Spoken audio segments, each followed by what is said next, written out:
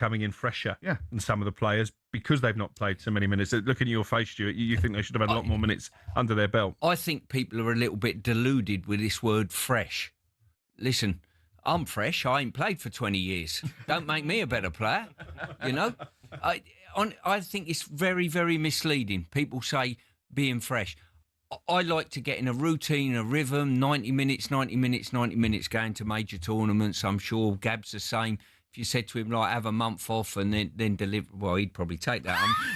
I'm wrong individual, sorry, but most people, most normal human beings need the consistency of playing. And this fresh, it's a red herring. Honestly, it really is. You're telling me, leave me out and don't play me a great deal since the 2nd of December in John Stones is going to be helpful this summer?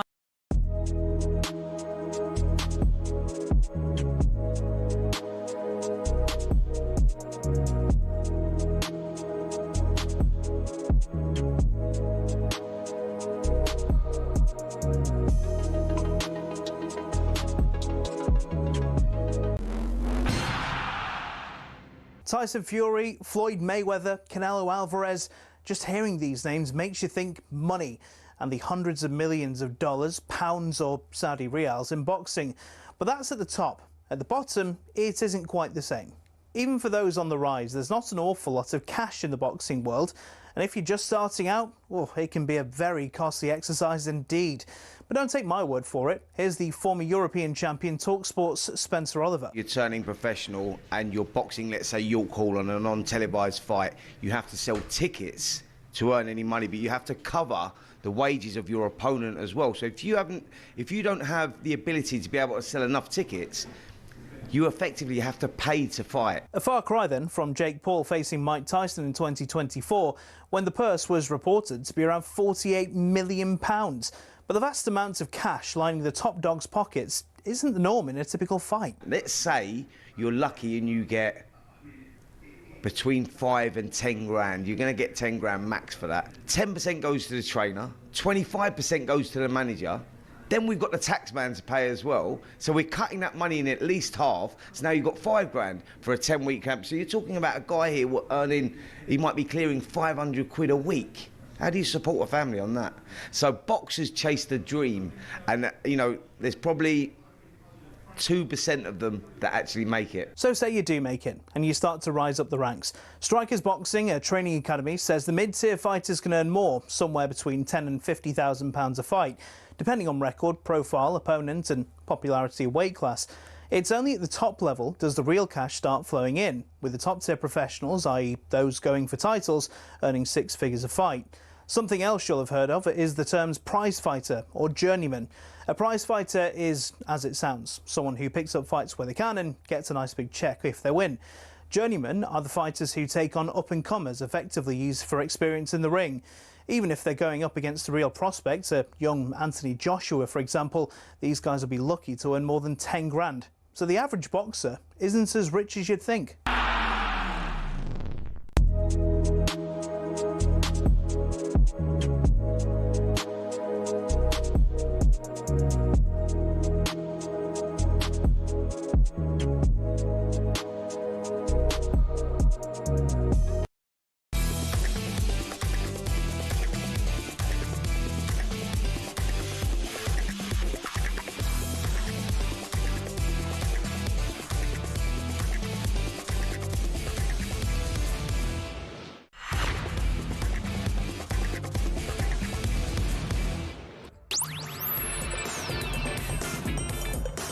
Hello, everyone, and welcome to talkSPORT. You're listening to Sam Butterface, Alex Crook, and the former Chelsea defender, Scott Minto. We're live on talkSPORT this morning. The curtain has come down on the 2025-26 season in the Premier League, and with it, West Ham's 14-year stay in the Premier League. Do Hammers fans want Nuno to oversee the rebuild next season, or are they looking elsewhere? Spurs actually turned up at home to keep themselves in the division. How do they avoid a 17th place finish 3 years in a row? no, they can't do that again. And it was a weekend of farewells with the likes of Pep Guardiola, Bernardo Silva and Mo Salah all bidding their sides goodbye, John Stones as well. But the guards of honour in the middle of a Premier League match, what's that all about? Is it time for football to grow up a little bit? Also today, how can Regis Lebris not be manager of the season? And is Bruno Fernandez a greater Premier League playmaker than Kevin De Bruyne ever was? The stats say so. This is Sam Matterface, Alex Crook and Scott Minto on talkSPORT. Yeah, I imagine there'll be one or two people that disagree with that quite vehemently. We'll get into it a little bit later on. It is Bank Holiday Monday. Thank you very much for joining us here on talkSPORT. Whatever you're doing, if you're going to have a barbecue today, make sure you take talkSPORT with you. Whatever you're doing, if you're going for a walk in the park, you're going to sit on the common somewhere and enjoy yourself, we will keep you company throughout the course of the day. Remember the League 2 playoff final, Salford in action a little bit later on. That's live on talkSPORT 2. I'm delighted to say that Alex Crook is here. Hello, how are you? Very good. Had a good weekend? Very good weekend, yeah. Obviously at West Ham yesterday, trying to console Scott Minto, but had a brilliant day at Wembley on Saturday. Went on a little bit longer than maybe I planned, into the early hours of You mean Sunday. you were at the after party with the whole players? What a night. And yeah, brilliant achievement for them. We'll get some footage of that a little bit later on. Sam, you do know, by the way, that Ollie McBurney didn't score that winning goal, that it was Alex Crook, because the way he was in the after party, it was like he was the match winner. Well, there's a shock. Remember, it's Alex Crook's world. We're just living in it. We're lucky.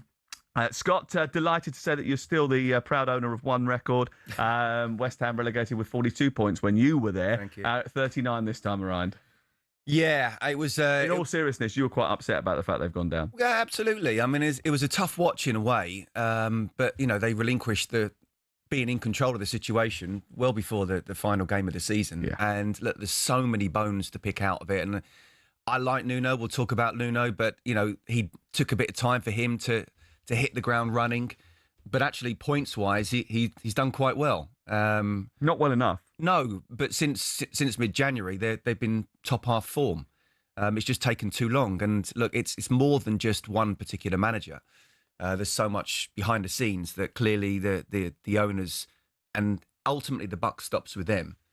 They need to sort it out, and now they're in the doo-doo. We'll have to wait and see what happens. Well, look, the fans aren't pointing at the players, they're pointing at the boardroom. David Sullivan, you were there yesterday, and the move from Upton Park to London Stadium, there's been a lot of discussion about that in the last 24 hours. There's certainly a lot of booing towards him in yesterday's game. But is it now time to stop the finger-pointing and start thinking about how they move forward? Or, because this has been coming for so long, right? Yeah. You know, we felt it. We've been in that stadium. There's more apathy than anger over the course of the last 12 months, really. Is it time now for everyone to get together? I think it's going to be difficult. All the time David Sullivan is in situ. It was quite pointed, actually, that when Jarrod Bowen scored the second goal that effectively sealed the win that West Ham needed to stand any chance, rather than celebrating everybody in the lower tier on the side of the ground where we sit, which is the same side as where David Sullivan has his seat, turned towards the director's box. They vented their fury. They accused him of selling the club's soul with that move from Upton Park. And I think he left his seat soon afterwards on security advice. I think they decided it was best for all concerned if he went and watched the game inside at that point. And you're right, it has been coming. I think the London Stadium is a terrible place to go and watch football. It's an awful place to get to. We got sent a video from a friend of ours who was in the away end yesterday, and the Leeds fans obviously were delighted with West Ham's demise, but they're so far away from the pitch. And, you know, when they moved there, Karen Brady said she would deliver a first-class team in a first-class stadium. But it's not a first-class stadium. No. It's impossible to watch football properly from there. And it's clearly not a first-class team, because rather than being in the Champions League, as maybe they were aiming for, they're going to be in the Championship playing the likes of Lincoln and Cardiff. And I'm not sure they find it that easy to bounce back, West Ham. They lost 104 million quid, according to their latest set of accounts. Bowen will go. You can see in his celebrations, so muted that he knows he's got to have a difficult conversation, not least with his father-in-law, Danny Dyer, but he's got to move on. Somerville is going to move on. Mateus Fernandez is definitely going to be bought because he's a terrific player. Mavropanos was the hammer of the year. He wants to leave. Jean-Claude Todibo, as I understand it, refused to play under Nuno after being taken off so early in the last game against Newcastle. Not the only player that Nuno has fallen out with this season. Obviously, Callum Wilson was trying to push for a move in January, trying to terminate his contracts. There's a lot of problems there, and I'm not sure it's going to be that easy to piece it back together. So if there is a fire sale, and you've mentioned quite a few players there, Bowen, Mavropanos, Fernandez, Somerville, Castellanos, Wan-Bissaka, who's going away to the World Cup with DR Congo. Diouf has got a lot of suitors already, the left-back, who's actually been maybe one of the bright spots in their summer recruitment. Is Nuno Espirito Santo going to be around to rebuild it? Is he the right man to rebuild it? Well, look, first of all, I just want to touch on in terms of the owners, and I'm not going to defend them as such, but that deal to go to the London Stadium from a financial point of view was a steal of the century. So I get why they thought they would do it. But I played at Upton Park, and I've said this before, in front of 27,000, running up and down the chicken run. I mean, honestly, it felt like 75,000. I'd play at Old Trafford the next week, and you couldn't compare the atmosphere. Upton Park, it was just incredible to play in front of, and felt like the extra man. Incredibly passionate fans. Not always easy when things weren't going well, but as long as you put it in, they'd be behind you. To go to... Okay, that's the financial one. But what I think they didn't understand is this is not a football stadium. Yeah, but you've got to do your research. You've got to go in there. You've got to convert it. You've got to do what Manchester City did. Yeah. Manchester City took over the Commonwealth Stadium. They got just as good a deal as West Ham got, right, from the local council. But what they did is that they've spent a lot of time, energy and money in making it into a football stadium. Now, I don't know what was possible at the London Stadium. Yeah, are they allowed to do that? Or what they're allowed to do or whatever. But either way, they haven't done enough to make it a football stadium. And if they couldn't do any more than they've already done, then they shouldn't have taken it. No, look, I think the bottom line is... It's killed the soul. Sam, of course, yes. But if you're going to leave Upton Park, which I personally, would have liked them to have stayed, but I'm trying to look from a financial point of view, it made absolute sense. In fact, not just sense, but it was an incredible deal. So then what you have to do with the money you're saving, but also the money you're spending, if you're promising almost Champions League type teams, your recruitment had better be spot on. And that's almost where I have the bigger problem. Yes, the London Stadium is not a football stadium. Yes, it's not purpose-built. And yes, that's not what West Ham are about. West Ham are about this sort of tight ground and making sure that these away players can feel the passion of West Ham fans. So you've lost that, so then get in top quality players. And the problem for me is the recruitment and the structure behind the scenes from top to bottom. Well, it's been a bit chaotic. It's been chaotic. There's a leadership vacuum, and you talk about recruitment. We know that David Sullivan likes to get very hands-on with recruitment. Mark Noble is still there in the recruitment department. You had Tim Steidton, who came in and got banned from the training ground. You had a situation where Graham Potter was allowed to bring in his own recruitment guru in Carl McCauley. You've got Daniel Kaczynski, the Czech minority owner, who wants his say. Karen Brady hired Graham Potter and Nuno Espirito Santo. There are too many people making the big decisions. Or trying to make the big decisions. It means the judgment is clouded. Yep. And somebody made the point to me when we were waiting to speak to Nuno. They got 105 million quid for Declan Rice, who, by the way, looked visibly upset when he heard the news as Arsenal players were celebrating that his old club had gone down. Where's that money gone? It's very similar to when Tottenham sold Gareth Bale and they spent the money on absolute dross. West Ham have basically done exactly the same thing. And that's my point. That's my point. Yes, you can throw it at the London Stadium 100%, but it's all about winning football matches. And if you bring the right players in with the right structure and you win football matches, then the fans will put up with it. But Scott, the problem here is that the owners have made a misjudgment when it comes to the arena in which they play in. They've made a misjudgment into in terms of the managers that they have appointed after David Moyes. They've made a misjudgment in their recruitment. They've made serious misjudgments in who they've put in charge of recruitment over the course of the last 3 years. At the end of the day, that is a catalogue of errors that only points in one direction. And unless they decide on how they're going to move forward in a more cohesive manner, this club is going to find itself in even more trouble. Over the last 3 years, 2 of the 3 teams that have finished in 18th position in the Premier League have gone on to be relegated to League One. And there are fears amongst West Ham fans that could well happen again. They've got to get their act together quickly to make sure that it doesn't, don't they? They're going to have to hit the ground running next season, because otherwise those who do turn up at London Stadium is going to be half empty for some of those championship games. The atmosphere is going to be toxic. So David Sullivan needs to come out now. There was a statement they put out last night. It was half-hearted. Nobody really put their name to it. I think he needs to come out and answer some serious questions and tell the West Ham fans what the plan is for the future, because this, to me, feels like it was a very avoidable relegation. We've seen it coming for the last 2 years, but it shouldn't really be happening to a club of West Ham stature. When you've been in the Premier League for 14 seasons, you should be established. You shouldn't be looking over your shoulder. Just a few years ago, they were European champions, and now look where they are now. Well, that high watermark of 2023 seems a long time ago, and it was a fabulous night in Prague, and we were all there for that. But we were also witnessing yesterday the relegation to the Premier League for the first time since 2000, to the Championship for the first time since 2012 for West Ham United. 03717 223344 is the number to call if you want to get in touch. You're a West Ham fan this morning. How are you feeling? Nuno signed a 3-year deal in September, but after his interview yesterday, he might not even get through 3 weeks of the summer. We'll hear from him next. This is talkSPORT with Sam Matterface, Alex Crook and Scott Minto, and Selco Builders Warehouse. It's where the trade go.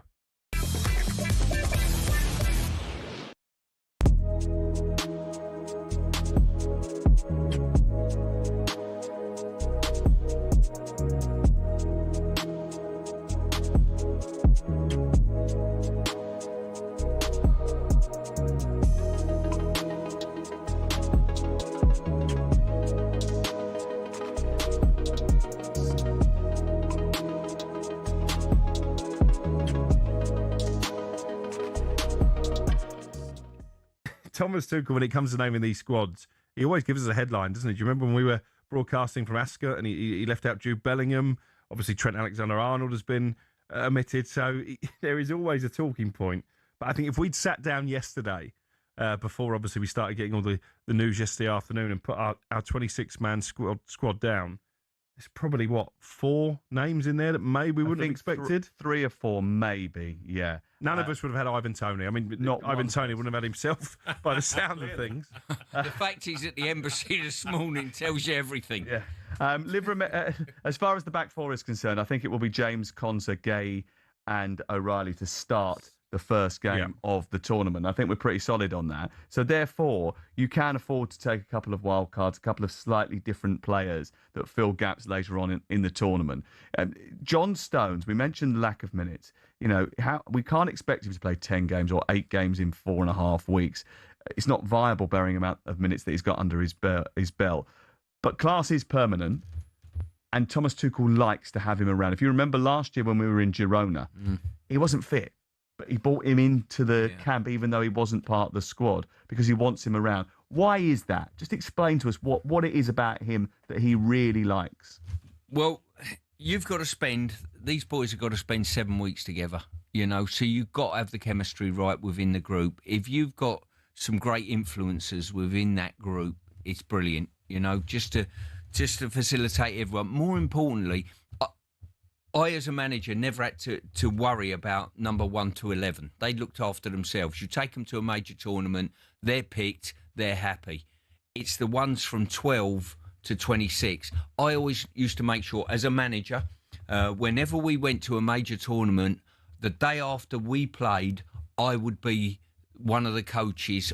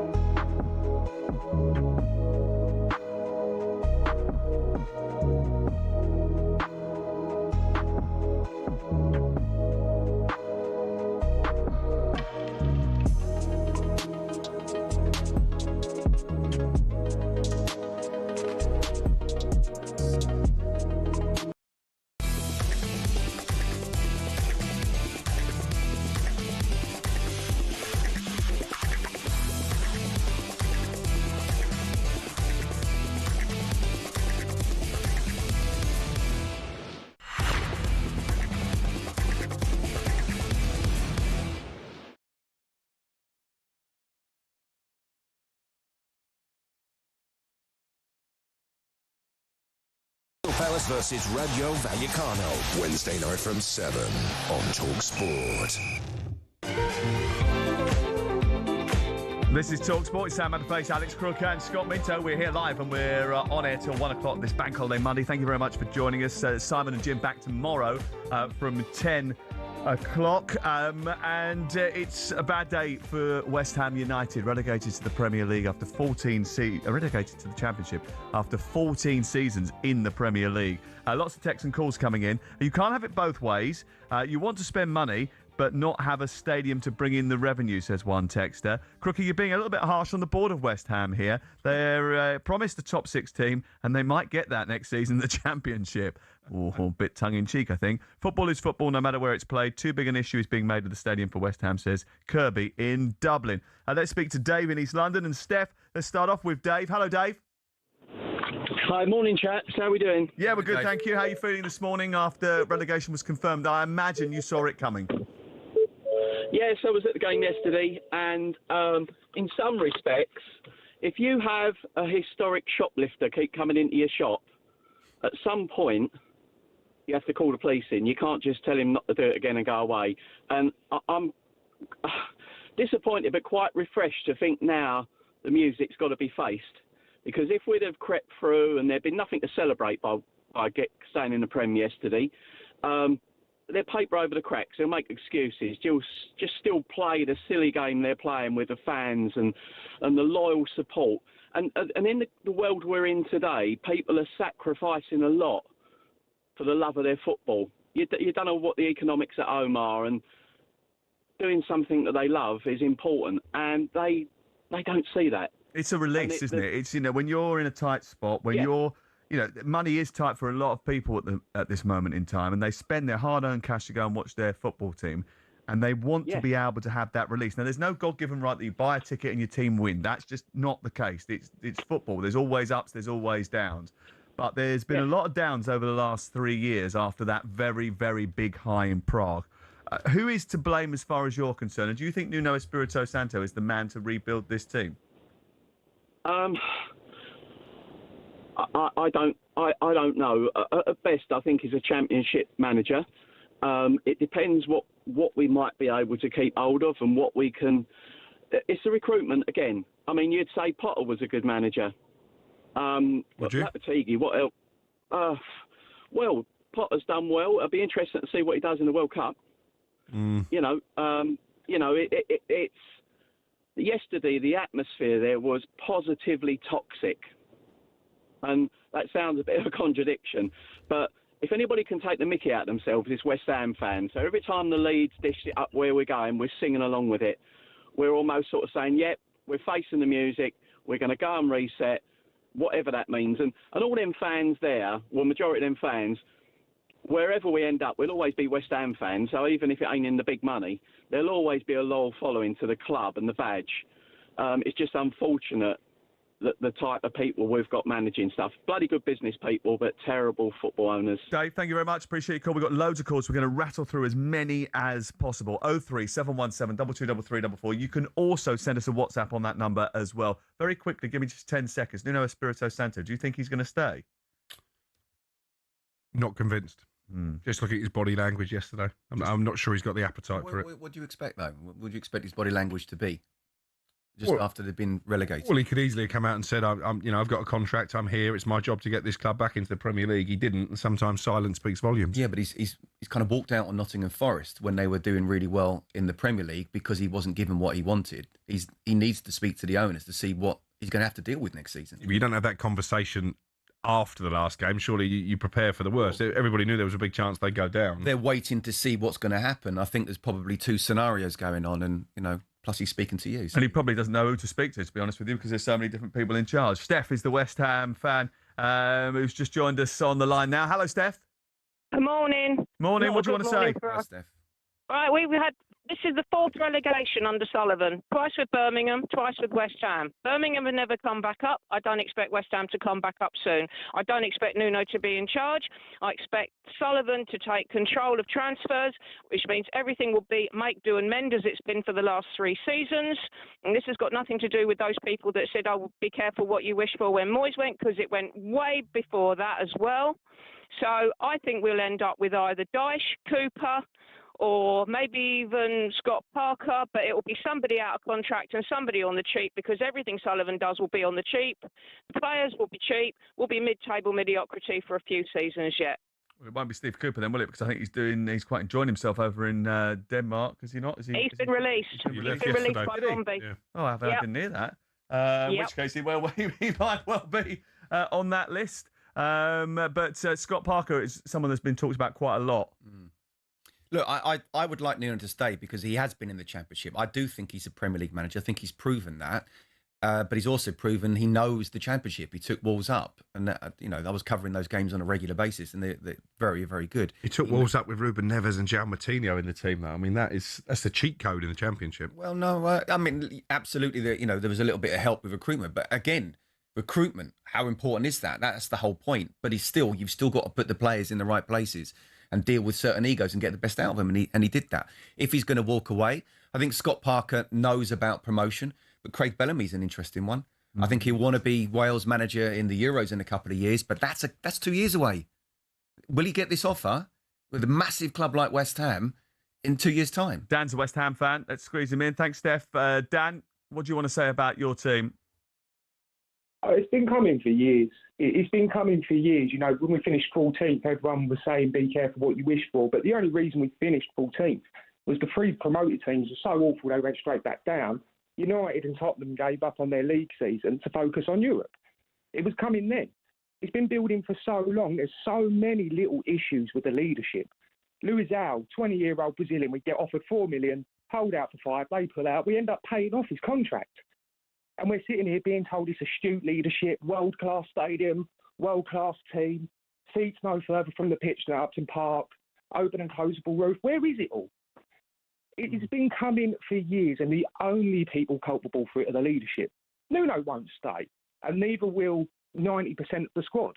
Dan, what do you say to those people who turn around and say the West Ham fans have to take some of the blame here because they won a European trophy under David Moyes, and all they did was complain about the style of football? That's Chris Lansdowne, who's just sent us a text message. He's a Palace fan. He's pointing the finger at some of the supporters. Do you think that's unfair? When we won Europe, we were the team, the lowest ranked team in their domestic league to ever win a European trophy until Tottenham done it the year after. But that's the problem. We were always, even that season, survived penultimate game of the season. Season before that, the same. And any time we've been higher up the league, it hasn't been through our own success. It's been through the failures of other teams. Look at the recruitment. 4 managers, you swing from philosophy to philosophy to philosophy to philosophy, with the same squad persisting through all of it. No adaptment, no consideration where the manager fits or the squad fits with the manager. Ben's also been in touch. He says West Ham fans need a reality check. If they think they have it bad, try being a Sheffield Wednesday fan. 18-point deduction, transfer embargo, only 10 players, relegated to League One. Statistically, the worst season in league history. That's Ben in Ware. Dan, I hope things get better for you. It says here that you've given up your season ticket under this ownership. I don't expect that you're the only one that has done that. 03717 2233 44. That's the number to call if you want to get in touch. We'd love to hear from you. Jeremy O'Hara is coming up next. Is he organising the open top bus parade today that Tottenham are having after staying in the Premier League? Honestly, some of those scenes were embarrassing, weren't they? Players celebrating, finishing 17th. I was in the stadium yesterday, and I was with my mate Steve, who is a big Tottenham Hotspur fan, and he said, I wasn't even clapping. I went to the bar straight afterwards 100%. And got a pint, because 17th is not something to celebrate. But let's see what Jamie feels like after the break. 03717 223344. This is talkSPORT.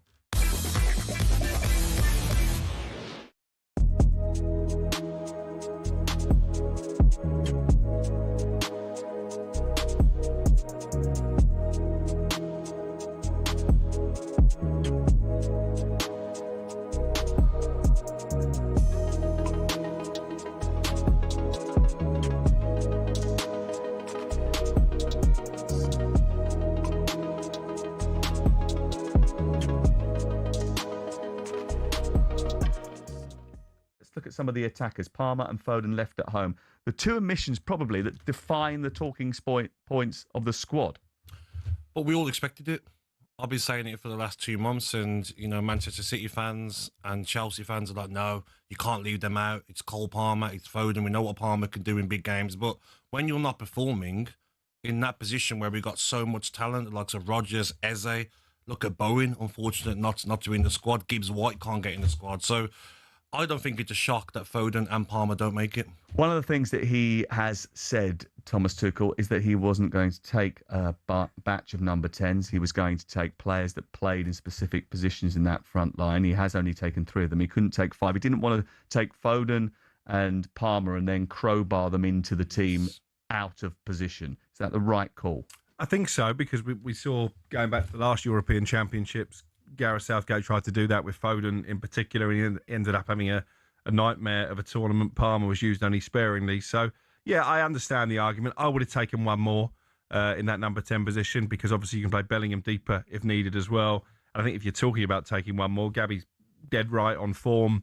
Foden has been off it for a long time. Palmer has had an injury-afflicted season and hasn't really been the Cole Palmer of old.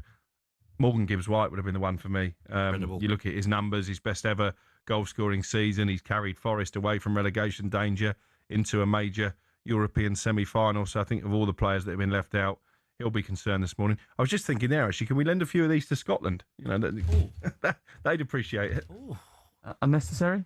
Would you say unnecessary stoking the fires? He is. I don't know whether that's an insult to England or Scotland at this moment in time. We'll dig deeper later. Morgan Gibbs-White, the joint most goal contributions of any English player in the Premier League this season, didn't make the squad. 17 goals, Europa League semi-finalists. Come up with some big moments as well when Forest have needed it most. As a Forest man yourself, does that irk you a little bit? I've looked at Gibbs-White's performances over the last 2 or 3 years. When he plays well, Forest play well. He does have dips in form, to be fair, and it's probably cost managers their job on occasion, to be quite honest with you. But the bottom line is, at this moment in time, if you turn around and said who is really bang on form, Gibbs-White is one of those people.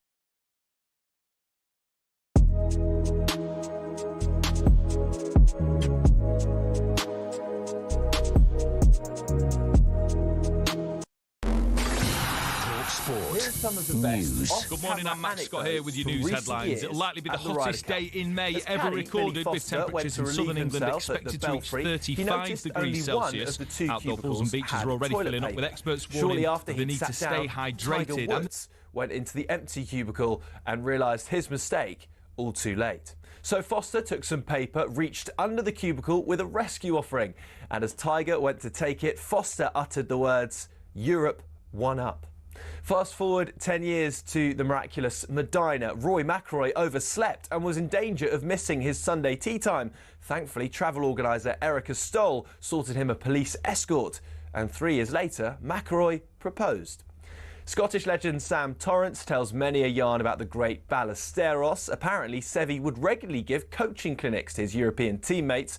When the same players asked for help a week later at the Italian Open, Seve would tell them to... Having started with a Billy Foster story, let's finish with one from the 12th tee at Oakland Hills in 2004. It was Jimenez and Garcia against Westwood and Clark in a practice round, and as they finished, Foster decided to jump in the buggy and speed away with all their clubs, only to lose control entirely and see it careering towards the spectators. Thankfully, the Red Sea parted and the buggy smashed into a tree, with viewers and clubs still intact.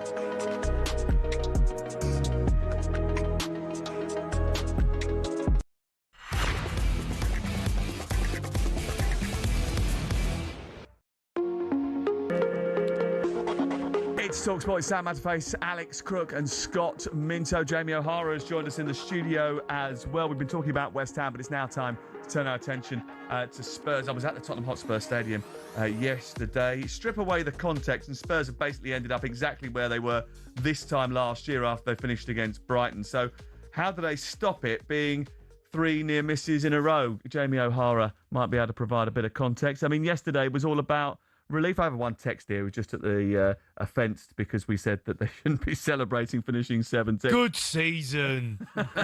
Great season, that from the Spurs. You know, we gave everyone a bit of drama, you know, fun-filled, everyone thinking the Spurs are going to go down, and then we pull through and get it done. We've had the same season as Chelsea. I said it yesterday to Cundy. Well, you haven't. Season. You haven't. 1-0. You stayed up Got on the no last European day of the football. You know, they're just as bad as us. Well, they're pretty bad, but not quite as bad. No, it's been a shocker. Yeah, I mean, it's embarrassing.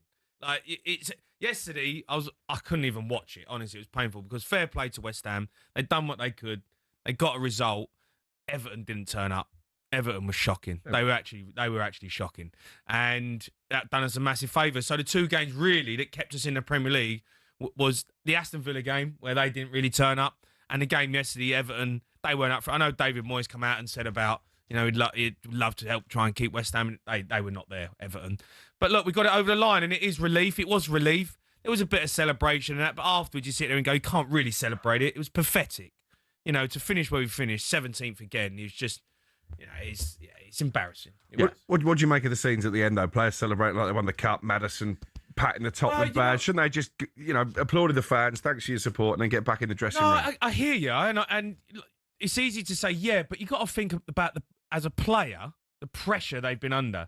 Do you know, like they have been under self-inflicted pressure. Yeah, of course, but they're still under that pressure, and I think for them it's relief. It is because, you know, their futures are on the line, their pay package on the line. Do you know the upheaval in the summer if they went down, and what would be going on with their families, and, you know, lots of them moving on. So, you know, you celebrate, but it's more for me. I think the players. Romero turned up as well, didn't he? Which was good of him. Well, yeah, we'll come to that in just a second. But with the players celebrating and with the fans celebrating, actually for the fans, I don't think they really celebrated. I think they were stood in the middle of the centre. Like they weren't walking around giving a guard of honour. They were stood in the middle with their families. No, they were walking around. Nah, they were. All 4 stands. If I was a Tottenham fan, went to all 4 stands, went up to the South stand. Yeah, he sat by. I was, yeah. But and by the way, the South stand were in fine voice, and I think that is because over the course of the season, those Tottenham fans, they've had absolutely nothing to celebrate, absolutely nothing to get their teeth into at the Tottenham Hotspur Stadium. No. And they did win a game, by the way. But if I was a Tottenham fan, as soon as that full-time whistle was blown, I'd have been in the bar. Go and have a pint. Some of them were, and the bars were packed. They ran out of Madrid, by the way. I think some of them probably were, and I think some of them wanted to stay and just, you know, a bit of appreciation for a terrible season, but they've managed to keep themselves up. And look, the Spurs fans are absolutely fantastic, by the way. And, you know, we can take a lot of clog, and people can say, can you celebrate that and embarrass him? That team has been through the mill. Right? The fans ain't playing. The fans ain't signing players. No, fair play. The fan ain't bringing in, you know, these garbage players who ain't been good enough, but they've turned up every single week, every game, sold out, there for the team. And, you know, they've been welcoming that team in. And when they turned up the other week when we played Nottingham Forest, like with the Champions League final, got beat 3-0. Yeah. You know, but again, they turn up and they keep doing it. It's a fair play to them. Crookie's always in the bar, by the way, Jay. Don't worry about that after. Okay. Joe makes a good point. If you can't celebrate the worst Tottenham team in 100 years staying up on the last day by relegating West Ham, we should all just go home. And there is a little bit about that as well, isn't it? You know, for supporters, there will be 1 or 2 of them who had a few beers on Bank Holiday weekend who've seen the West Ham going down, and for Tottenham fans, that's quite a big positive. Yeah, look, celebrate is the wrong word. Of course, this is Tottenham Hotspur we're talking about. It's relief more than anything else, and I think from the players' point of view, it's a show of appreciation rather than a walking round and celebrating, because that stadium, that training ground, those fans, the money that's been spent. There's no way that they should be where else. I mean, 2 things for me, Jay. 1, talk about the impact of De Zerbi since he's come in. Great job. But also 2, how big an overhaul is it in the summer? Well, he's got a massive job to do. I mean, I know he's come out yesterday and said, 10, 12 players he thinks are probably good enough. I mean, that's quite damning when you think about it. It's probably 30 first-team players to choose from, and he's saying that only 10 to 12 of them are good enough. So that's a massive overhaul. Where do you start? I mean, you could literally start from everyone. I've got no connection to any player at Spurs. There's not one player I go, oh, I love him. Archie Gray? Do me a favour, Archie Gray. He's bang average. Come on, mate. Probably been your best player of the season, hasn't he? We finished 17th for the last 2 seasons. He's played the most games. Come on. No, but let's not hang our hats on people like Archie Gray. Sorry, that is harsh, Jay. No, it's not harsh. Because he's a young lad who's come in, and for 2 years, he's done all I'm not right. going to say he's carried the team, but he's also been playing every single position that is possible. Exactly. No, I'm not saying he's a bad I think he's a good player. No, I'm not saying he's a bad player. If you put proper players around him. Oh, come on, lads. Are we having a laugh here? We're talking about Tottenham getting back into the top 4. Is the first thing that Roberto De Zerbi needs to do is find out why everyone gets injured so often? Yeah, well, yeah, that's... I mean, but where do you go there? Because, you know, it's the last 2 seasons that pretty much the first team squad has just been injured, right? I think it's big, the pitch, massive... by the way, because well, I got people injured. say it's a pitch. You got injured with your first touch when we played there. Yeah, chasing it. Literally. No, look, that is a massive concern. The medical team, I think they had an overhaul of the medical team. So they did. You need a new sporting director, didn't you? Langer's been a disaster. Langer has got to go. And listen, I know Langer, and I feel bad saying something because I had him. He was my assistant manager at Wolves, and he was a nice fella.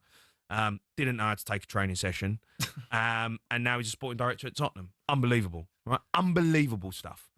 So how this guy has managed to get himself in a sporting director at Tottenham, who's done a bang average job at Aston Villa. They couldn't wait for him to leave, and now he's sporting director at Spurs. Ever since he's come in, the team has fell through the floor, and it starts from the top. He ain't good enough to be a sporting director at Tottenham. You've got to get rid of him. They've got to be ruthless. The owners have got to make big decisions. The only decent decision they've made this season, and it took them too long to do it, was getting Roberto De Zerbi. Yeah. We have got a top manager. And giving him the keys to the castle is the next step, isn't it? I mean, they've said, obviously given him the world because of the fact that he had them over a barrel when he signed the contract. Yeah, of course. But actually, that might be a major positive for them, because he's come out and he said we won't finish 17th again, which, I mean, you know, they shouldn't ever be finishing 17th anyway, not with the resources that they've got. But what is the ambition for next season for him? Where should they finish? European football. That's a massive jump, though, isn't it? It can be done, though. It can be done. United did it this year. You know, you're talking. We've got no European football next season, right? So you're playing, you know, pretty much every Saturday, right? That's what people say. You got to play, you know, 40 games, 38 plus a few games, FA Cup, have a little run, whatever. You got no European football. He's a top manager. There are some decent players, all right? And, you know, I can dig them out and say there's no connection, but there are some good players there. And if you bring in a few more, and you know, Tottenham, people want to sign for Tottenham, all right? And and everyone can have a laugh and take the mick out of Tottenham and all this Spursy crap. They've got unbelievable training facilities. They're in London. They've got a brilliant manager now, and they've got an incredible stadium. I mean, they're a rich football club. If they let the recruitment happen and let Roberto De Zerbi build the team that he wants to build, listen, what Europe, you say, what, 7th, 8th? I don't know. Top 4, but no, forget top 4. But if we can get around 7th or 8th next season, I think we can get back on board, you know? We know some of the names are in for. Andy Robertson, I think, is going to sign a contract now. I heard you talking about him yesterday. I was told over the weekend Hayden Hackney is a big target for Spurs, and he made a real impact in the Championship player final off the bench, coming on from Middlesbrough. You've got Jan-Paul van Hecker and Bart Verbruggen at Brighton, 2 players that De Zerbi, I think, will want to reunite with. You're not sold on those? I mean, you ain't really excited me there. You didn't get the old veins, you know, popping there. I mean, really? Is that what... I mean, I was thinking... You've got to be realistic about the type of player you can attract. What do you mean? Well, most of your first-choice targets last summer turned you down. Talking about Championship players from Borough. Do me a favour. Come on. We've got to go and sign... We've got to sign Nico Paz. We've got to sign, you know, Andy Robertson. We've got to go out and sign a top striker. 70, 80 million. Richarlison can't hit a barn door. We can't be talking about getting a Championship player and being excited about it. That's done. All them Archie Grays and signed a top-level striker. Your record signing is still Dominic Solanke, is it? Sam, it's got to be ripped up. The recruitment process at Tottenham has been an absolute disaster. It's got to be changed. So look at last summer. You wanted Bruyne and Bumo. You wanted to go to Man United. Yeah, well, Eberechi Eze was pretty much done. Yep. And then Arsenal come in, literally, get that deal done within hours. Money in January for Semenyo, and he didn't want to go there because he was going to go to Man City. You're talking about 2-3 players, right? And I get that Spurs miss out. But that's the track record. There's plenty of players out there. Over the many years. Not lads from Middlesbrough who come off the bench in the playoff final. Like, well, he was injured. He's been the best player in the Championship this season. Yeah, I don't want to sign Championship players. Spurs don't need to sign Championship players. We've got Championship players. They've shown that. We've got Championship players. I understand what you're saying. Hayden Hackney, I think, would be a good signing. He's been brilliant this season. But I understand what you're saying about actually you need to aim bigger than that on top of the Hayden Hackneys and that. But Do you trust? Exactly. Do you trust the owners enough? No, I don't trust the owners. I don't think it's down to the owners anymore. I think De Zerbi's got full control.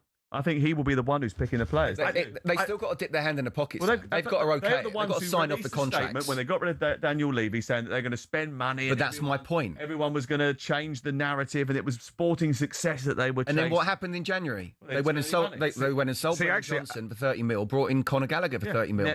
Net zero spend. Well, it was net 12 with Sousa as well, but. You know, first team. Exactly. My point is, and that's my point. So summer coming up. This is Tottenham Hotspur, and you can't get the Champions League players. It's not going to happen. But you can still attract with those big wages. It's about Alex Scott. They're the type of player. Well, he came from the Championship. Yeah, I know, but he's been in Bournemouth and he's top. No, but they bought him from the Championship. Yeah, but he's been playing in the Premier League. Semenyo came. Yeah, but what I'm saying is, you can be clever with your recruitment. Antoine Semenyo came from the Championship. Adam Wharton. No, but the point's about to win a European final. Now. Why not? Because I don't want them. We've got to sign the Premier League players who are playing in the Premier League who have been top draw. The point, no. Championship. I think you're being a snob. The point Jamie's making, upgrading the squad now from where it is. They've had those middle ranking signings. They need polish to make them get over the line and pull them out of the situation they're in. Here's a question for Michael Elise's done all right coming out of the Championship. Go back to. Who did you go to? Went to Crystal Palace. Yeah. And then went to Bayern Munich. Crystal Palace finished above you. They're in a European final. Yeah, but you don't sign. We don't need players from the Championship. You do. Rookie. No, we don't. You need a rebuild. We don't need a rebuild from the Championship. You don't need big time Charlies coming in. What are you talking about? It's not big time Charlies. You've got to find the right prospect. But you don't sign a player from the Championship. We've got Championship players. We finished 17th. I think you're being harsh, and I think you're being a snob. Here's a question for you. Vicario, obviously, over the course of the season, has a little bit of criticism. Kinski had an absolute nightmare in the Wanda Metropolitano, but in the last 4 or 5 games, he's really come to the fore and actually made a big save yesterday when you needed him most. Yeah. Do you sell Vicario and give Kinski a chance at the number 1 position? No, I would sell Vicario and get another number 1. So, Verbruggen? Verbruggen? Yeah, maybe. Yeah. It's all right? Yeah, Verbruggen, maybe. Yeah, I mean... He's not in the Championship? He's not in the Championship. I don't know why these Championship chats come up. Is he going to give up Conference League football, though, to play for Tottenham? Then it depends on the deal. It depends on the deal and Roberto De Zerbi persuading him with the project. I think the one thing we've got with Roberto De Zerbi is I think you will be able to attract some decent players because of him. Do you know, I think people want to play for him. I think that's a big thing. And I think he's a good manager. He's passionate about what he wants to do. And I think, there will be players who will go, yeah, I want to be part of what he's about. So, are you totally sold on Robertson, by the way? Because you have to ask the question, why have Liverpool not offered him a contract? I don't know. I think they're mad not to offer him a contract. I think they should have gave him at least another year. 100%. I think he's look, what is he, 30, 31? They haven't offered him a contract as well, which is interesting. I think it's it'd be a really good signing for us. Destiny the Doggy for me is an accident waiting to happen. 037172234. Jamie, you are back on tonight. Are you on the sports bar? I'm on the sports bar tonight, yeah, talking about all the Championship players. What are you doing between now and then? Well, I've just done a quiz downstairs, a World Cup quiz. So, how did you get on? Well, you have to find out. I'm going home. It started at 10. What are you doing for the rest of the day? A bit of sunshine? I'm going to go home, chill out, relax, and I can put my feet up knowing that Spurs are in the Premier League. That's all that matters. The season's over. No more Ange masks. No more EFL roundups. No more Roberto Disperses. I can relax. Summer. Look forward to the World Cup. Enjoy yourselves. We'll see about that. Thank you very much. Cheers. Jamie O'Hara joining us in the studios back tonight from 10 o'clock on the sports bar. We're here with Selco Builders Warehouse. Check out this month's real deals at selcobw.com. Jamie was once a Championship player, so they can't all be bad. This is talkSPORT. We'll talk more Spurs next.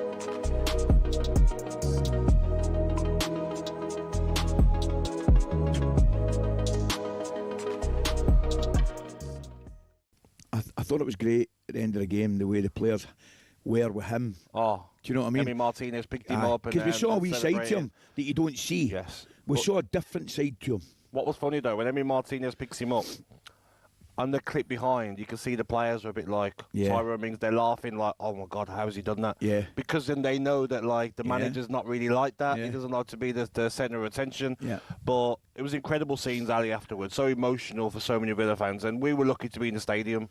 Brilliant. All the clips back home, Ali, like so many places showed the game. Thousands of fans on the streets still now celebrating across the world. How many fans I spoke to last night that come from Australia? See, They've got 4 flights to get here. Same. Some fans have not had a hotel room overnight. They've got the early flight this morning, so they just stayed up. Some fans have got to get back through Germany, through different parts of Europe to get home. But what that win means for every Aston Villa fan in the world, Ali, it's just unbelievable. I can't describe in words, and I hope we get some good callers on today. And they'll have their stories of what this means. I'm to sure them. we will, mate. Yeah. Okay, 6:20. We're the champions, of course, rang out at Besiktas Park as Aston Villa get their hands on that Europa League trophy. I wonder if you learnt the words by now, Gab. Here's your... I know, mate, I know. Well, listen, we're going to bring you back down here for a crashing bang, my friend. Here's your rendition of that classic last night in the stadium.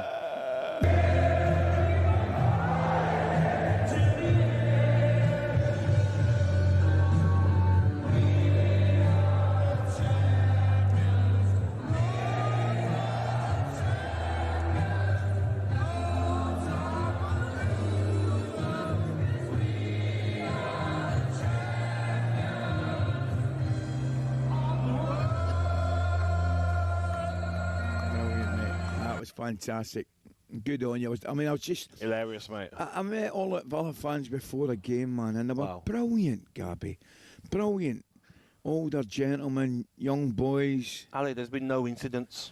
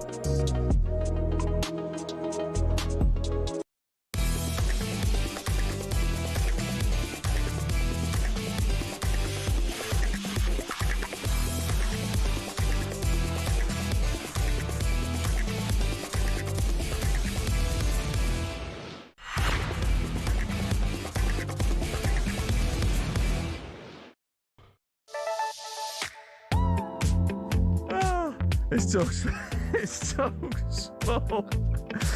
Sam Matterface, Alex Crook, and Scott Minto. Did you play the championship? I did play in the championship.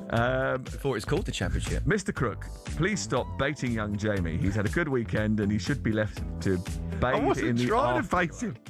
Jamie is giddy that Spurs narrowly avoided relegation for the second season in a row at the same time that Arsenal were lifting the Premier League title. The difference between the clubs is, well, pretty huge, says Ryan. Olu says, you and Crooks are like the loose women of radio punditry, just bitching and vindictive, especially about Spurs. Wow. No, do you know what? I was just thinking aloud there. I think he was talking to about Jamie there. I was thinking about Tottenham. You know, and he's right. De Zerbi, I think we're all fans of Roberto De Zerbi. What worries me, with my Manchester United hat on now, and in terms of European qualification, Tottenham might kick on now under De Zerbi. They might finish 15th. We've got a little dig. We've got a mutual friend who put into our group, and immediately when we started talking about this, it wasn't celebration, it was relief. De Zerbi is a genius. It's all down to him, never in doubt.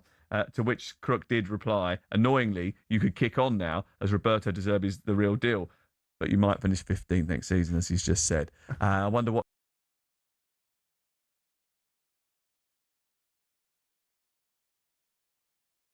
salty agenda. Good morning, lads. Hope you're well. The celebration police are out in force, aren't they? Yes. I think everyone in that stadium breathed the most massive sigh of relief yesterday. And look, you know, I get what Crookie's saying, you know, self-inflicted, the Spurs players, but you've got to remember these Spurs players, we've had so many injuries this season, the likes of Madders, the likes of Kulu, Kudos after we sold Brennan Johnson. Those players weren't in control of the board not investing in January to bolster this squad. I'm totally with you on that, but I've got to say, if you finish 17th twice in 2 seasons, you can't just blame injuries. And if injuries are affecting you that much, you've got a massive problem behind the scenes. Kate, you are the most consistent team in the Premier League, though. Back-to-back 17th place finishes. Yeah, and still managed to win a trophy against you. Love that, Kate. Love that. Seriously, what does that say? But I'm not just blaming injuries. The performances haven't been good enough. I think the players made it perfectly clear straight away they weren't playing for Thomas Frank. I think exactly the same for Igor Tudor, and I don't think that's acceptable. But you can see now they have bought into De Zerbi's philosophy, and I am really excited about this guy. I'm not with Jamie where I think it could be challenging for Europe next season. I think that's too much pressure on De Zerbi. And I think he's very snobbish with the likes of Archie Gray and Hayden Hackney because there's gems in that championship, and Tottenham are not a team that have ever been out and bought proven superstars. Going to have to look for these gems. And for Jamie to just disregard these players a little bit snobbish. But look, De Zerbi's the right man, and I've got high hopes that Spurs will get themselves out of trouble. I think it's going to be a long process. It's not going to be from 17th to 7th, but, you know, I think he needs to be back to the fans, get behind him, and, you know, he's earned the right now to take us forward because what he's done by keeping us up is nothing short of a miracle, in my opinion. Kate, thank you very much. Lovely to speak to you, as always. What happened to your salty cat, by the way, that we bought you? It's still there. It's in the alcohol cupboard. Is it? At home, yeah. Dear. It's regularly seen then. Is it your most used coat clothing item? 03717223344. Danny Spurdle says Spurs have no pullback, back-to-back relegation battles, no vision. Big players aren't going to Spurs. They don't even have history to pull them. Rebuild needed. Championship and mid-tier players. No top-tier player will want to accelerate their career or achieve anything by going to Spurs. Jamie needs to realise that. 03717. I think he's bang on. I don't want 344. This to become an O'Hara bashing, because I'm sure Cundy will do that again tonight. But Jamie's attitude there towards the prospect of signing players from the Championship, how dismissive he was of Archie Gray, there for me lies the problem with Tottenham. You know, there's a lot of Tottenham fans who think they're this massive club in the Premier League. The fact they were even part of the conversation for a European Super League was laughable. There's a section of Spurs fans who see themselves as a Big Six club. They are a Big Six club. They're in the wealthiest 6 clubs in the entire... They finished 17th 2 years in a row. They need a reality check. Yeah, but then again, as we were talking about West Ham, it's recruitment. And actually, if you looked at for next season, or who's qualified for Europe next season with Bournemouth, Sunderland and Brighton, they're going to struggle trying to combine the two. I definitely think there's an opening for Spurs. Clean slate, good recruitment. You sprinkle it with the Championship players, but also I understand where Jamie's coming from as well. You can't just go down that route, and they have done for too long. You know, foreign players are spending transfer fees but not putting on big wages, which shows they're not ready-made players. That's what he's talking about. I think there's a real opportunity for Europe next season. 7 years ago, they were playing in a Champions League final. They had a team good enough to get there. That's been dismantled. They haven't rebuilt it. The problem lies at the boardroom level. They've appointed the wrong managers. They've bought the wrong players. Now they've got to let Roberto De Zerbi rebuild this team. You never know. Next season might be a little bit brighter. What is going to happen is they're going to be playing Premier League football next season. So there's a mighty relief there. Pep Guardiola has departed the scene. He's no longer the Manchester City manager after today. They gave him a good send-off yesterday. In fact, quite a few people got good send-offs yesterday. But guards of honour in the middle of football matches, do me a favour. We'll talk about that next.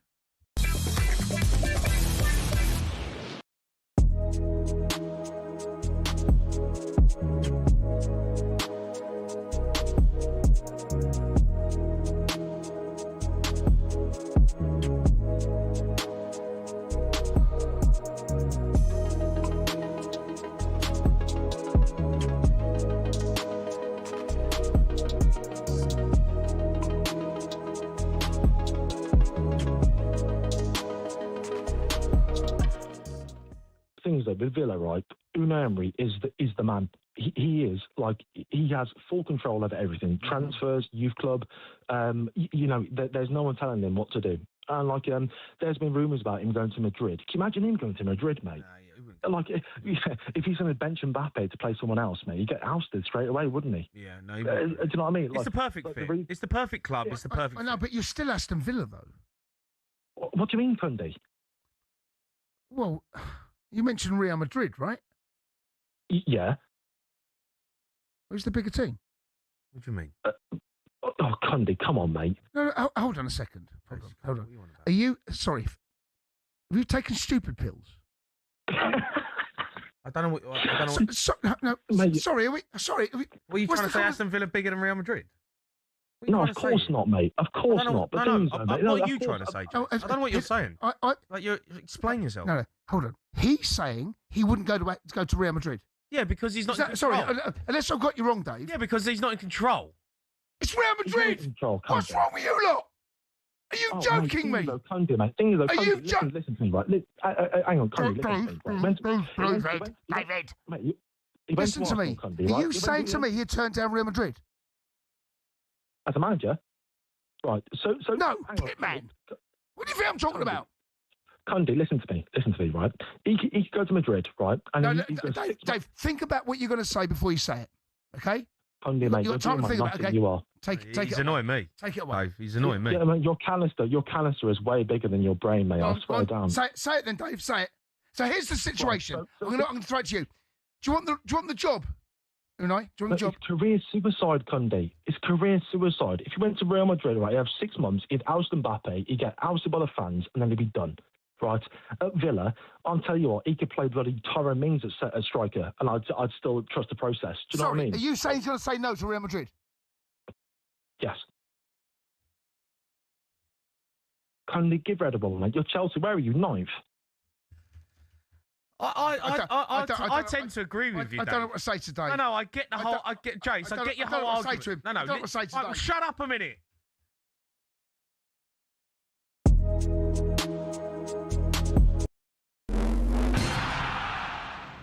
Over the years, we've been treated to some amazing exhibition events in sports. Some become iconic, but many fail to live up to the hype. So what are some of the most anticlimactic exhibitions? Technically, it wasn't an exhibition because it ended up being sanctioned as a pro fight, but it basically was.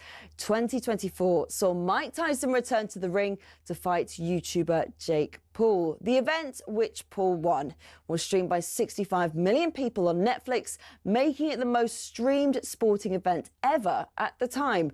But many complained of buffering and freezing. And as for the fight itself, well, it was considered an entertaining disaster. I mean, it wasn't prime Tyson, he was 58, and after the fight, Paul, who was 27 at the time, said he'd actually gone easy on Tyson towards the end. Now, Mayweather-McGregor in 2017 was a better watch, despite Mayweather going rope-a-dope early on, but it was way too expensive. Pay-per-view was 75 quid, and in the stadium, the cheapest ticket was over 370. Now, this next one you could have watched for free, only because the pay-per-view had streaming issues, so they had to open it out. I'm talking about Tiger versus Phil in 2018, which was nicknamed The Match.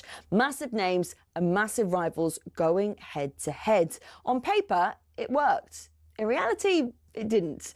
The two players were mic'd up, so we all thought we'll get fascinating insight. We'll be able to hear them insult each other for 18 holes. But what we actually got was more heavy breathing and sniffles. And for two GOATs, the golf itself was bang average.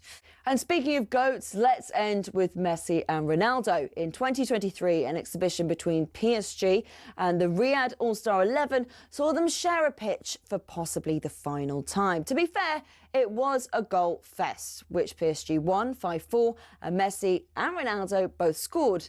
But it was obvious they were past their prime. El Clasico, this was not. And with it being in Saudi, there were more sports washing claims.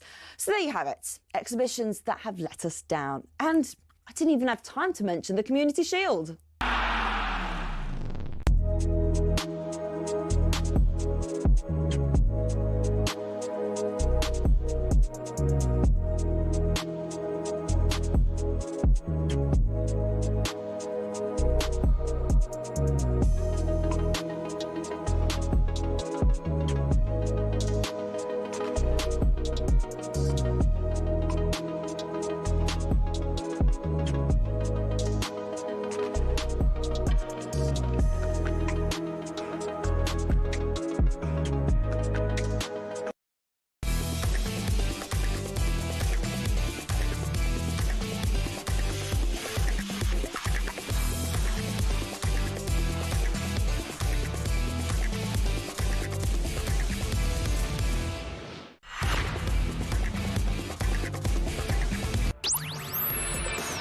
So, very good Bank Holiday Monday to you. This is Sam Matterface with Alex Crook and Scott Minto. We've had a buzzing first hour, which ended with Jamie O'Hara pretty much saying that Tottenham shouldn't sign any players from the Championship. It was a bit harsh on Archie Gray as well. We'll take your feedback on that. 03717 223344. You can WhatsApp us if you'd like to get in touch. I mean, we've talked about this a lot, actually, about the Championship being a good ground for people to sort of learn their football, but also for Premier League clubs, they probably should be spending a little bit more time searching for the gems that are in the EFL as a whole. One of the issues is the price that Championship clubs ask for their players, which is why many clubs do look abroad. But actually, in terms of standard, a lot of the players that you might take from maybe Ligue 1 or maybe the lower half of the German league are probably the same sort of standard that you would get from the Championship. The price differential comes because of the fact that there's almost like an English tax if you're buying from another English club. Yeah, but there are plenty of examples of clubs recruiting from the EFL and it working out very successfully. I was naming just a few to Jamie there, but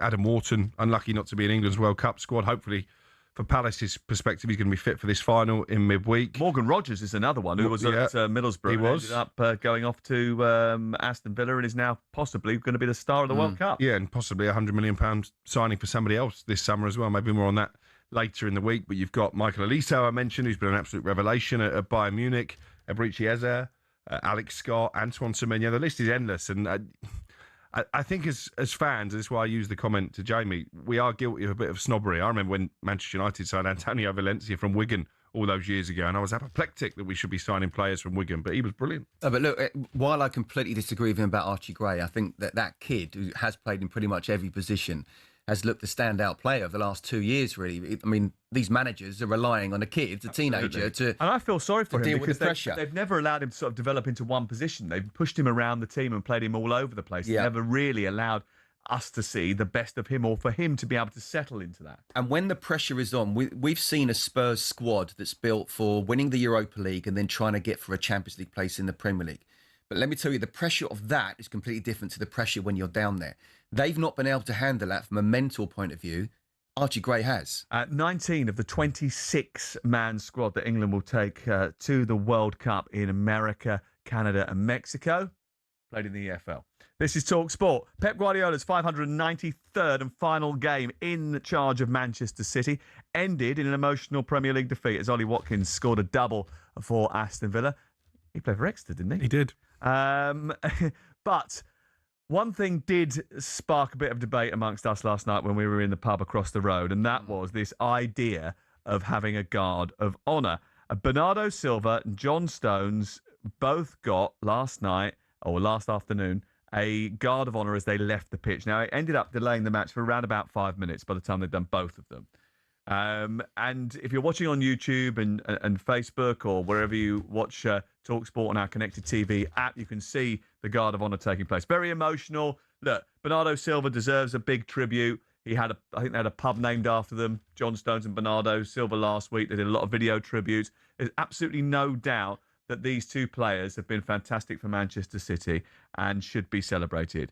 But stopping a Premier League football match on the final day of the season, the Premier League football match that has something on it, all the matches had something on it pretty much yesterday in terms of possibly changing positions, in order to do this, I think is wrong. It's not a testimonial match. This is a Premier League football match. They did it twice there. They did it at Anfield for Mo Salah as well. Another great of the game. A wonderful Premier League servant. But that match had something on it. Brentford were going for Europe. We've already had disruptions at Tottenham because people can't plug in their communication kit. We had disruptions because of drinks break because it was so hot yesterday. Why are we stopping for clapping? I'm on the same page as you. And if I was Keith Andrews, the Brentford manager, I would be absolutely fuming because, as you say, his side have narrowly missed out on a place in Europe. If they could have got a second goal, could have won the game at Liverpool, we'd be talking about a brilliant achievement and continental football at the G-Tech next season. So it's wrong for me. I've no problem with paying tribute to, as you say, legends of the game, Premier League legends for their own clubs. Do it after full time. Oh. Don't disrupt the match. If you want to do a guard of honour, get the players back out at full time and do it then. Well, by the way. It's a nonsense for me, Scott. Yeah. No, look, I'm just not as offended as you two are. I mean, you two are getting like Jamie. Shouldn't Keith be fuming? I'm sure Keith was fuming. If you're an Aston Villa one player, header away. don't you think you're sort of like a little bit annoyed about it? The rhythm of the game has been disrupted. Aston Villa joined in. Well, they had to, didn't they? They had no choice. No, they didn't. They actually could have made their stance known by absolutely not joining in. So actually, not only their own players of Liverpool, but the opposition players wanted to pay their tribute. Listen, I think it's wrong. I don't think they should have done it. I think you can do it after the game. But when you've got actually Aston Villa players joining in and Brentford players clapping as well, if you're the manager, you're not happy at all. If you're Keith Andrews, you're not happy at all. They're one header away in the 100th minute from being in Europe. And that is an incredible achievement. Keith Andrews, what he's done at that club this season has been nothing short of sensational. By the way, everyone got a rest for a couple of minutes while Mo Salah walked off. Yeah.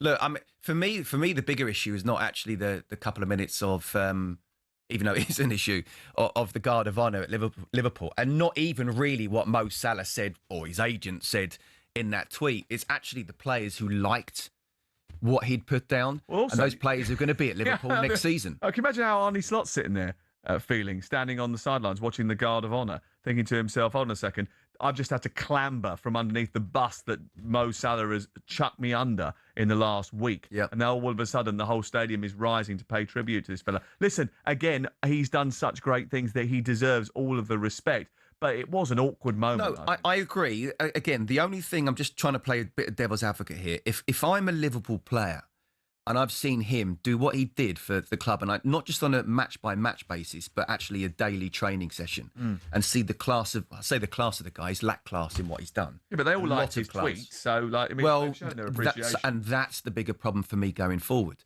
You have a genius who has shown he's a genius, who is one of the greatest players ever to play in English football.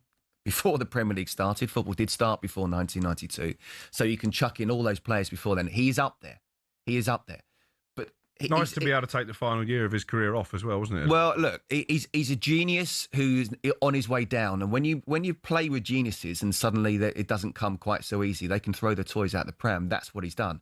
Now, Arne Slot has been, I think, a brilliant diplomat in the way he's dealt with things.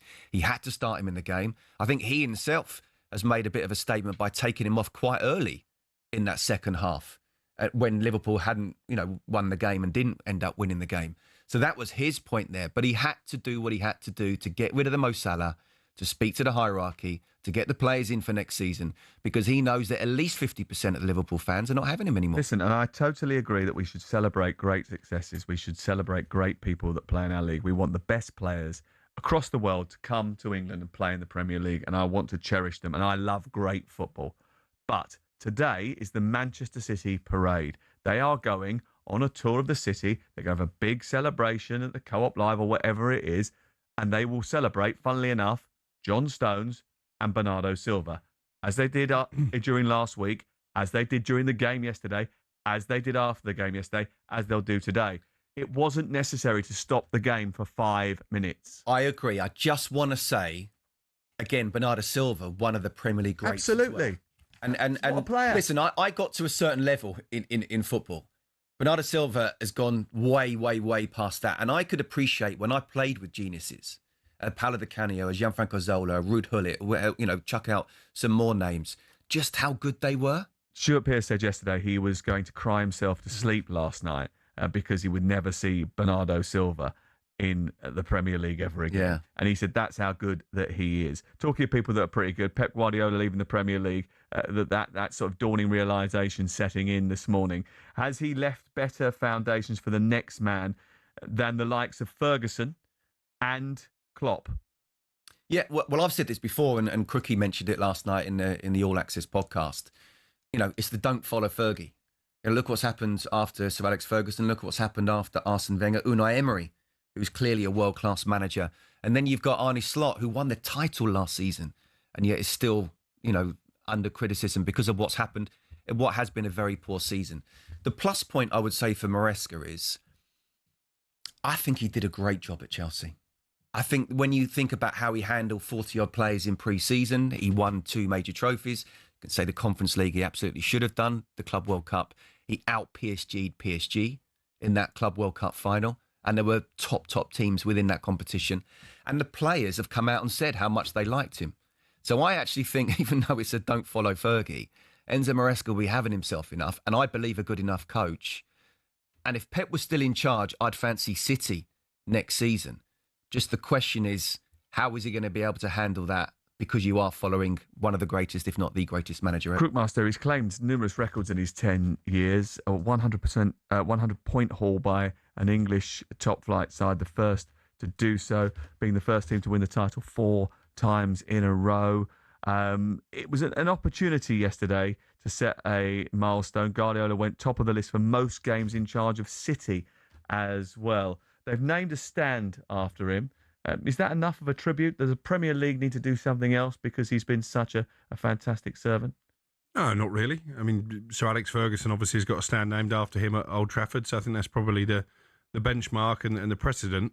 I think he'll be disappointed, Pep, that he's gone out on the back of not winning the title for the last 2 seasons. I think he'll be annoyed that they've also gone out on the back of a defeat. But in terms of what he's left for Enzo Maresca, I think it's a better Manchester City team than the one that he inherited. But you've talked about some of the departures there. How do you replace the creativity of Bernardo Silva, the leadership and the defensive capability of John Stones? Rodri could well move on as well. So I still think Maresca's got a difficult job on his hands next season. I think the big winner from this situation is Mikel Arteta, because I can see a scenario where they do go back-to-back now. I think he'll probably change the playing style a little bit, try and be more expansive.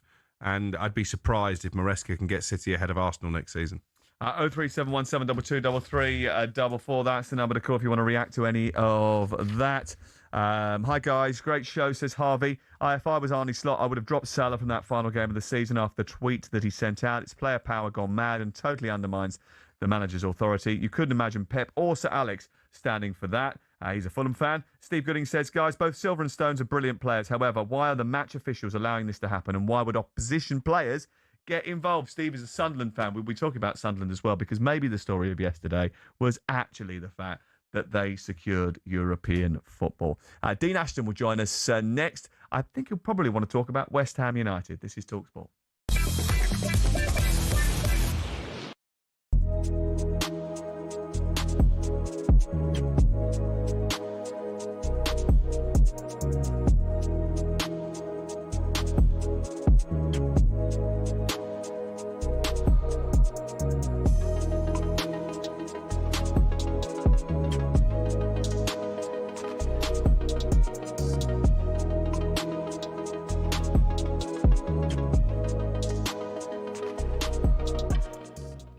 What was your overriding emotion last night, watching it all unfold and feeling as you do for this great club? I think for me, it's Aston Villa, a sleeping giant. You know, European Cup winners in 1982. All you ever heard was, you wasn't born. You wasn't born when Villa won that. They've only won, last trophy was 30 years ago. So it was that pressure, sort of that monkey off the back for Aston Villa fans and the players and the football club. But emotion as well, Jim, because I spoke to so many Villa fans, parents that have passed away, you know, family members that have passed away, and what this would have meant to those people that aren't here today. And people are going through a lot. You know, everyone's going through a lot, football fans. What last night can do to give people a boost, what they're going through in their life. It was amazing to see my people, my fellow Brummies, so happy. Brilliant. Your people. You're right, your people. In terms of legendary status, Gabby, where is this group now? Oh, they're legends. And I say this all the time, Jim, I don't like to be called a legend. I feel legends of a football club need to win something. I really do. The 1982 players, they're legends of the football club. Now, these group of players are, and the one player, I don't like to pick one, but the one player that stands out for me is our captain. Scotland are lucky to have him, John McGinn. Immense, and I was so happy for him, what he's been through for this football club. The small price that Aston Villa paid for him was 2.5 million. What a player, what a nice guy, and what a captain. Gabby, can I ask you personally, did you watch with regret last night that you never quite experienced a night like that? 100%. Yeah. 100%. I mean, we got to the Carabao Cup final, we got to the FA Cup final and lost, but to get to a European final and get it over the line, the pressure that was on the players, because they were highly favourites in the game as well to win it.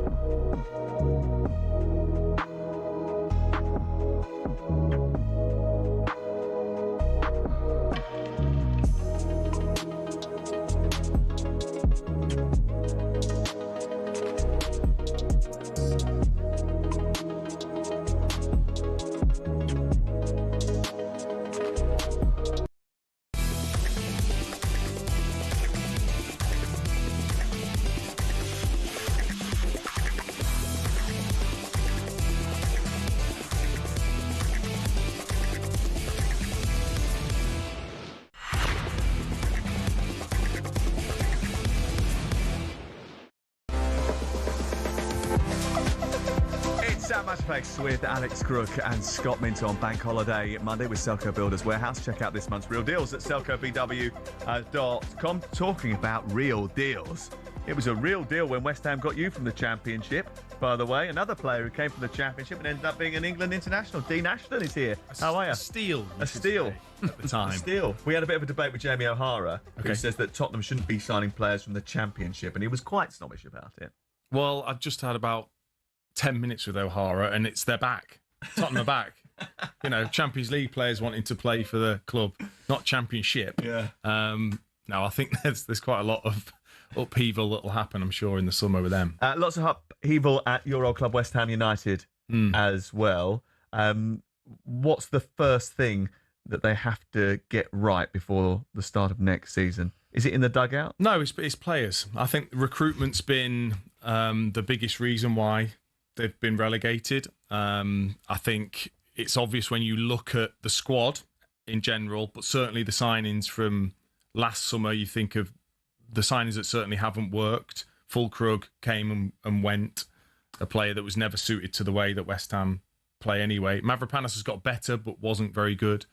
Todibo hasn't worked. Where are the midfield players? Again, you look at the squad list, they've got 3 midfield players really to choose from in terms of Premier League quality. So obviously the start of the season was terrible for them, and they've been a bit better. But when your manager looks to the starting 11, then looks to the bench, what are you able to bring on? It is the big difference with players coming back. Tottenham had players they could call upon that I think have still capable in the Premier League. I don't think West Ham have that. Yeah. How did you feel as a former West Ham United player, learning, as Scott did this morning, that Jean-Claire Todibo pretty much refused to play in yesterday's game because of what happened at Newcastle? I mean, if that's true, it's disgraceful. Of course it is. There's no way you shouldn't want to be part of saving the club from relegation. You could tell how angry he was. He blanked the manager at St James's Park when he was brought off. He was so poor in the game anyway. He should really have been looking inwardly at himself, not the fact it was him that was taken off. You just hope that sort of attitude. I don't think that's the norm. I think there is a harmonious dressing room because they've been fighting together, yes, they have, haven't they? Exactly. Since they lost Paqueta in February. You can question some of the manager's decisions in terms of the starting 11 and the system. Certainly at Newcastle, you can talk about maybe the odd really bad performance. You can't have a go at the players for a lack of effort and desire. Those that have been playing, I think I've very much seen that, and I thought that was going to be enough to keep them in the Premier League. What about Nuno's body language throughout all this? Because we spoke about this on air yesterday. You look down at the technical area, he stood arms folded when they were struggling, particularly in the first half, and the pressure really seemed to be telling. And you speak to him, and you've mentioned this to me, Sam, you speak to him after games in the build-up to the final day of the season. There was almost a resignation and a willingness to accept the fact they were going down. Did he show enough passion for West Ham fans? I think they would love a passionate manager that shows that outwardly. Nuno's not like that. You look through past his previous job. He's not like that. That isn't him. What we see is what you get at the moment, is that calm, composed manager, whether it's the ups and downs. And I think that has worked at times. But the West Ham supporters are some of the most passionate in the country. And I think they would enjoy a character that maybe showed that. And recently, it's been a conveyor belt of a lack of passion in the dugout. You know, the last 5 managers, none of them had, I think, genuine passion, certainly on the sidelines or in the way that they spoke. Well, I think it helps to be charismatic to be a West Ham manager, but if you look at the jobs that he's done before, and he wasn't given time at Spurs, that probably says more about Spurs than Nuno. And it did take him a little bit of time, and there were some questionable team selections, you know, the Brentford and Leeds games in particular, with fullbacks almost being inverted. But since mid-January, the points that they've got is top 8. So actually, it's taken him a bit of time to turn it around. Yes, there's been a couple of recent results. I couldn't stop nodding when you said about the bench, because we mentioned it yesterday, that you look at what you're trying to win again. There was Callum Wilson, and there was, with the respect, no one else that you can take off the bench and say, right, this could be a match winner. So absolutely recruitment, but then do you trust the people who are in charge of recruitment right now? It's almost before the recruitment, you need to get the people in place to make sure that these are proper people who know what they're doing. Yeah, I think, again, from the outside, looking in towards the club, it's hard for me to know the clear process of who's making the decisions. Now, that's West Ham don't have to disclose exactly the way they do things, but they do have to answer for the players that they then bring to the club for the manager to use. And let's not forget, they brought players in January. So before that, where was this squad that they should have been able to build after the European success? It's so muddled, isn't it? Because the players that they brought in January had the fingerprints of Nuno Espirito Santo all over them. Yeah. Previous to that, you had Carl Macaulay and Graham Potter calling the shots. Previous to that, you had Tim Stighton. We're only going back 3 transfer windows. Yeah. And you've had somebody completely different in charge of every single one of them. That's the issue, isn't it? I think you can even go back to when David Moyes was in charge, and some of the signings you just went, especially I obviously look at the forward area, and I think some of the forwards that are brought in, you just think he's not remotely made for that counter-attacking. He's a very good player. Yeah, for that counter-attacking style. Didn't fit West Ham's system at all. And I remember speaking to one of the coaches at the time, who said to me, yeah, he's a good player.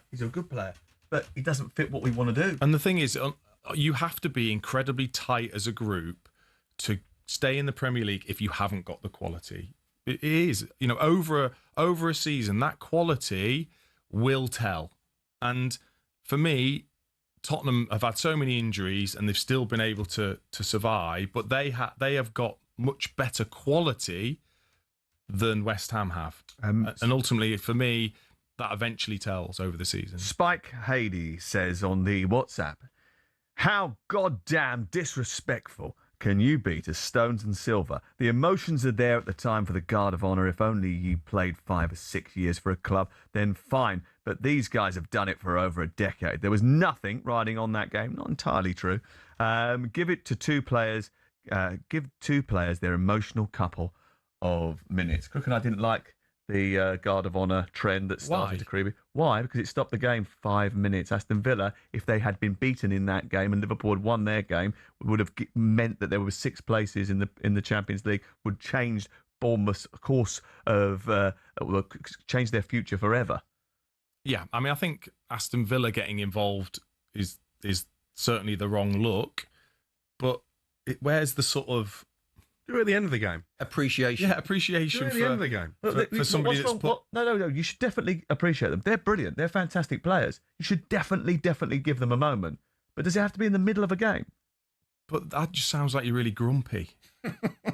Like, what's wrong with? I was quite grumpy about it yesterday. For them to just have that moment because there's a game going on. And did it not disrupt Brentford's momentum when it happened at Liverpool for Mo Salah at a time when one more goal puts them in Europe for the first time? I know what you strikers are like. You want to rest, but sometimes teams need a bit of rhythm. Dino, I'm glad you've come and said that actually and questioned it, because while it's probably not the right thing, I'm not as offended as these two. No. Well, listen, I'll tell you who was offended last night, by the way. Wayne Rooney. Wayne Rooney. He said, it's incredible. I've seen a few things this season. It just makes me sad that some of these things in football are happening. Bernardo Silva and John Stones have been incredible for Manchester City, and they deserve all the respect that they can get. But do it after the game. If I was an Aston Villa player, I'd be absolutely fuming. But they weren't, though. They weren't. They got involved. Yeah, but maybe they should have been. That just tells you football's gone. But also, Aston Villa have just won the Europa League, right? So, okay, they're very chilled out. They're very D-mob happy. But if Manchester City, instead of concentrating on giving everyone a send-off,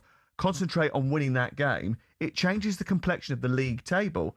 Bournemouth can then possibly get into the Champions League. That's a massive thing. I don't think it affects the game. I think it disrupts momentum. No, it doesn't. Once players are straight back into it, what do you think? We just daydreaming and then you're back playing and you're totally different. Well, I watched the game yesterday where Tottenham Hotspur, they had a drinks break and all of a sudden everything went like pear-shaped. Yeah, but that's the point. There's drinks breaks, there's substitution breaks, there's breaks all the time. Exactly. Too many. But again, while I'm not 100% for it, I just think the appreciation of a true. Piercy's saying he's going to go home and cry because Bernardo Silva's cry at the end of the game. That says everything about how good Silva has been. Stuart Pearce said he's going to go home at cry. That night, after he'd finished his work, he didn't stop in the middle of Game Day Live and just have a cry, did he? Well, I don't know. You were with him, and obviously he's not going to do that. But listen, from Brentford's point of view, I get it. If that was the other way round, there's no way that would have happened, at Anfield. But from Liverpool's point of view, the job that Salah's done, even though he's finished it with a bit of a classless act, I don't have a problem. And Silver and Stones have been Manchester City legends. So, if you try and use that as an excuse, then that shows what you like. If as teams you're thinking, well, that disrupted everything. Okay, we've got to go, and this is the last time that we're probably going to see you before you go off to the World Cup. So we'll just stand up in your guard of honour. Off you go, Dino. See you later. Dino, fantastic. Here. I know. I might not go out.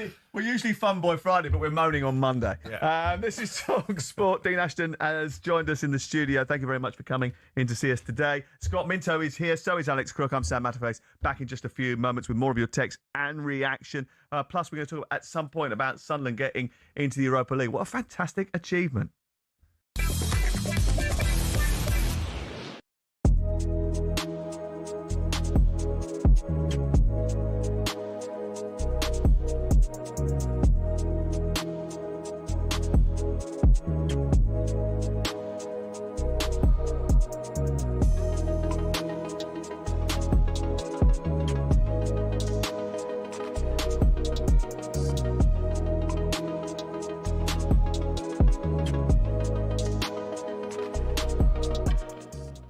It is a sensational story and so many strands to it. And I've seen a lot of Southampton fans who've come out in condemnation of the club. They say this is the darkest day in their long history. And I think a lot of Southampton fans are quite embarrassed at the way in which their name has been dragged through the mud. As you say, the punishment is immediate expulsion from that playoff final on Saturday, the £200 million game. So they have been stolen of the right to possibly get back into the Premier League the first time of asking, and a 4-point deduction for the start of next season. That's because, as I understand it, the EFL argued that the playoffs needed to be treated as a separate cup competition. Obviously, Southampton admitted spying on Middlesbrough, so that's where that punishment comes from. They also admitted over the course of this hearing with the Independent Commission spying on at least 2 other Championship teams, which is why there's also a points penalty for next season. Southampton appealed it immediately, not because they feel they're innocent, but because they feel the punishment doesn't really befit the crime. One of the things I was told coming out of St Mary's is they feel this is unprecedented. It is, because there isn't a precedent. I know that Marcelo Bielsa escaped with a fine, but it was only after that incident ahead of the Leeds final playoff with Derby that it was put in the rule book. So this is uncharted territory. Southampton have told staff in an email that I've seen from the Chief Executive, Phil Parsons, their legal team are confident they've got a strong case. They're going to keep preparing for this game on Saturday. I don't think it's going to be overturned in terms of Southampton being allowed to play this final. What could happen is a sort of halfway house where the points deduction gets rescinded.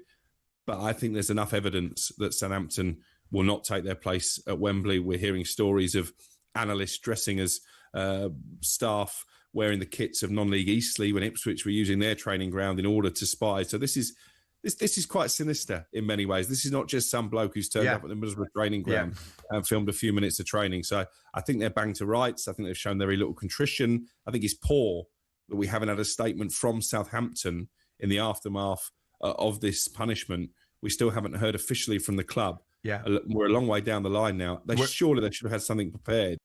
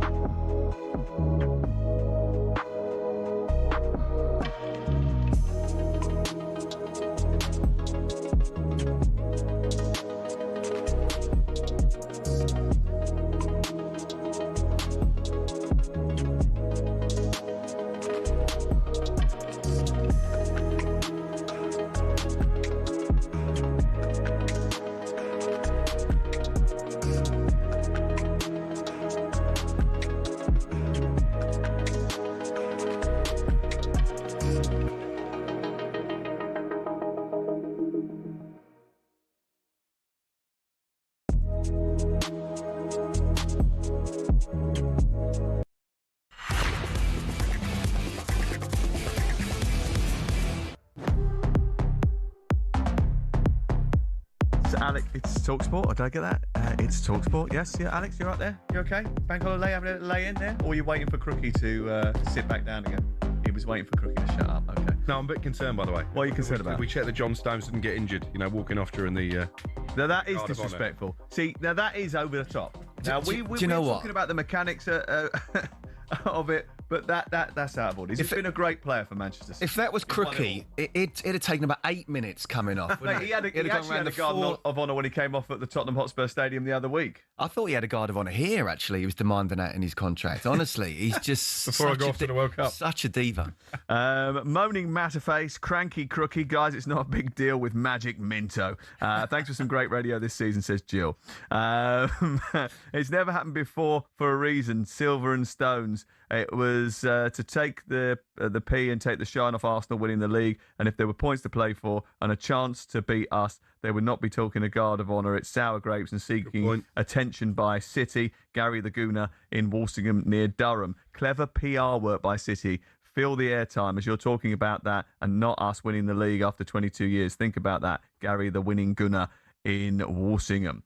Jamie O'Hara needs to give his head a wobble. Andy Robertson, Jared Bowen and Harry Maguire all signed from Hull City and they were a championship club at the time. I'm sure Jamie would take those three in a heartbeat, says Simon, a Hull City fan. Just heard Jared Bowen wants to sign for Spurs, but Jamie O'Hara said no because he's a championship player. Chris, the Manchester United fan. 03717223344. Brilliant post this morning, by the way, from the Aston Villa boys. One by one, sort of almost trolling the medical departments across the country, right? Because obviously they've been out on the lash since Wednesday night's victory over Freiburg in the Europa League final. Tyrone Mings, don't want to hear anything about sports science or Whoop recovery in the future. Ollie Watkins, how have we done that then? Free laughy emojis. Matty Cash, season done. Not bad on a hangover, that.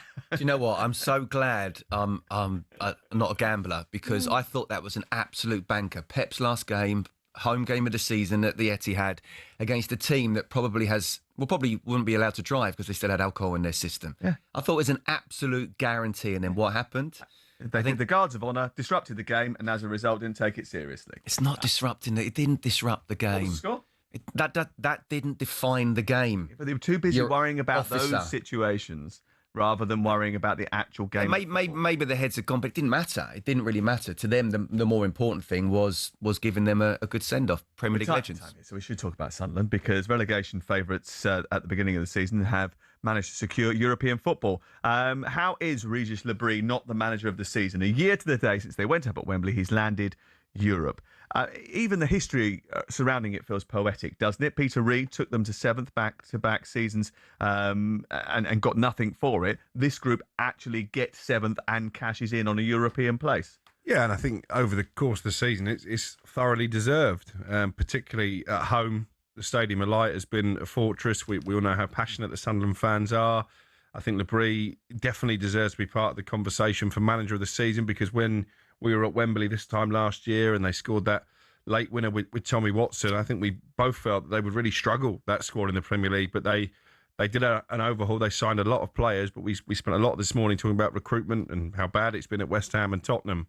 This is a victory for recruitment. They've made some astute signings, maybe players that other Premier League clubs wouldn't have taken a second look at. And here they are playing in Europe next season. I think it's going to be difficult to balance playing Thursday night football and Sunday. I think they're going to need to add to the squad again, but they're going to be great atmospheres under the lights at the Stadium of Light. Yeah, and if I was a club that needed a recruitment team, I wouldn't look too far away from looking at the guys that put together that Premier League squad for Sunderland. In fact, Stuart Harvey, one of those, has left the club over the course of the last. He's going to Stoke, isn't he? I think. Months. Well, I'm not surprised because he's a brilliant spotter of talent, and he has helped. Not solely on his own, but helped put together that squad that's gone from League One to the Europa League.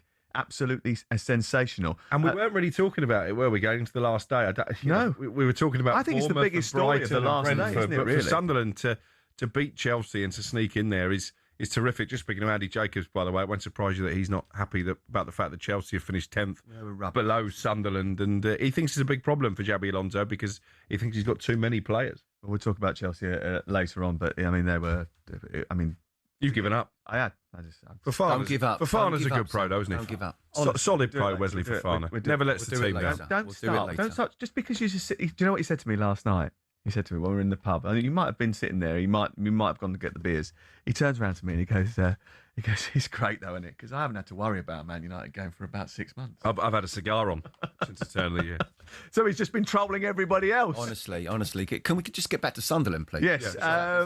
So talk to me about Sunderland. First time in Europe since 1973. The atmosphere is going to be brilliant at the Stadium of Light. Those Thursday nights are going to be occasions, aren't they?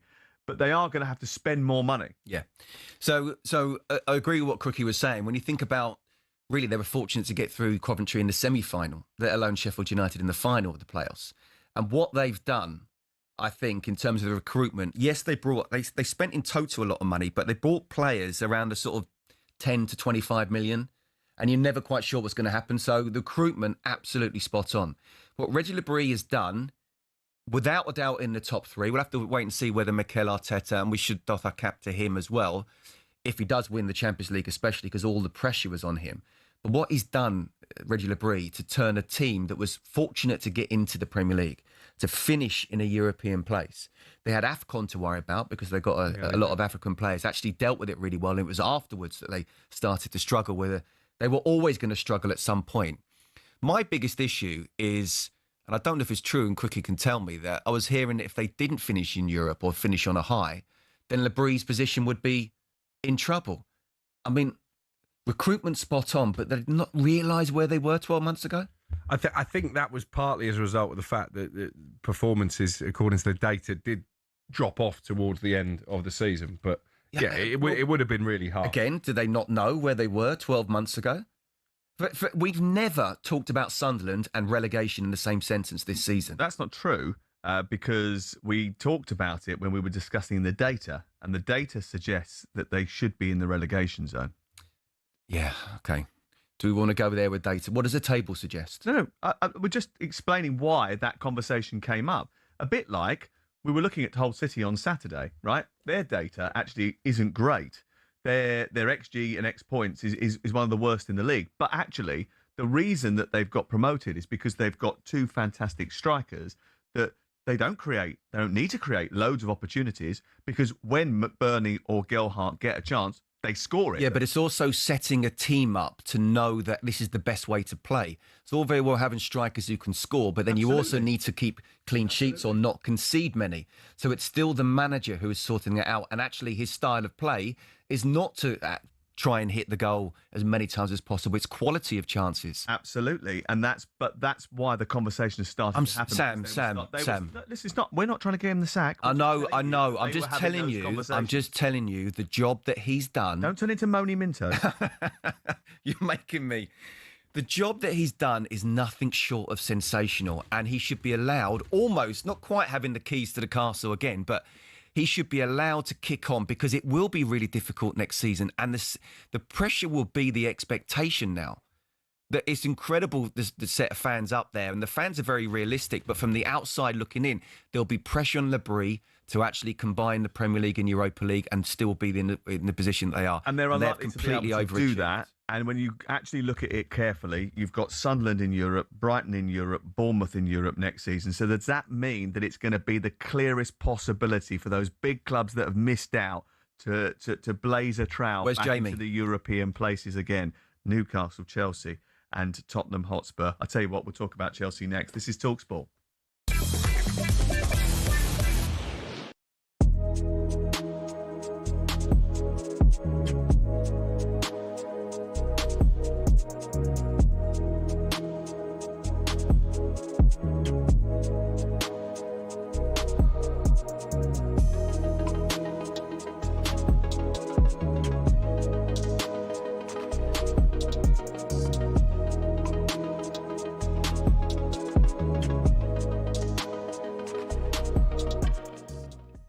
Explain what the story Well, basically, Romero's injured. He can't play. Now, Spurs obviously played the biggest game of the season on Sunday. River Plate are playing against his former team on the last day of the season as well. Both teams can win the league, all right? His former club, that one that he grew up with. I don't know I can't remember the name. Anyway, they kick off at 7 on Sunday. He's gone to Argentina to watch the game. instead of Spurs against Everton. Now that for me, that the club captain not there on the final day of the season. If that doesn't sum up Spurs right there, that is an absolute joke. Now there might be an argument to say he's injured, he's gone out to Argentina to get treatment because of the World Cup. I don't care. No, I'm the same. The club captain has to be at the final game of the season.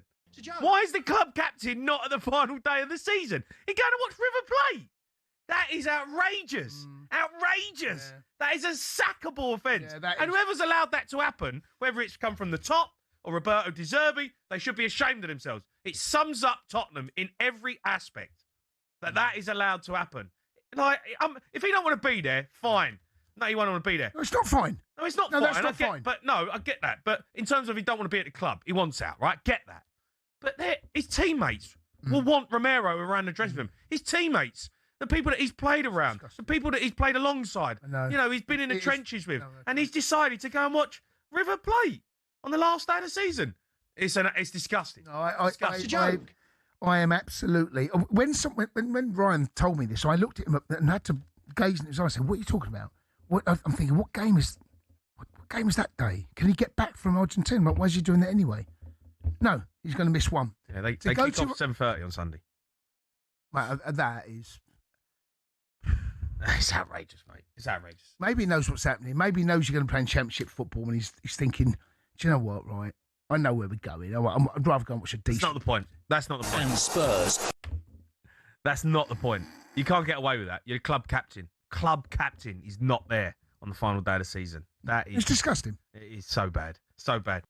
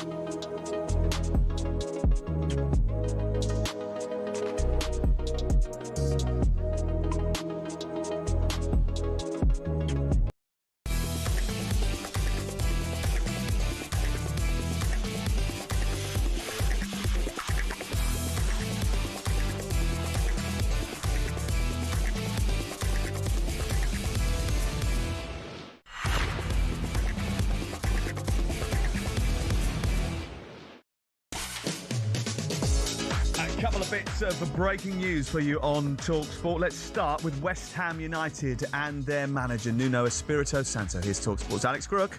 Well, we've been talking about it this morning, the possibility of Nuno departing following relegation to the Championship. Yesterday, it was a story I touched upon, actually, or led my notebook on last Tuesday. There would be a mass exodus from West Ham. Nuno expected to be one of the first out the door. I wasn't sure at that stage if it would be him stepping down or the club removing him from his position, but Matt Lawton, our colleague at the Times, is reporting this morning there is a meeting taking place between Nuno and the hierarchy, and it looks like his departure will be a sacking as opposed to him walking away. So interesting developments there. I'm not surprised. I mentioned it, Scott, and you pushed back on it a little bit earlier, that his body language yesterday suggested to me that he knew the writing was on the wall, and looks like it will be a change in the dugout once again at West Ham.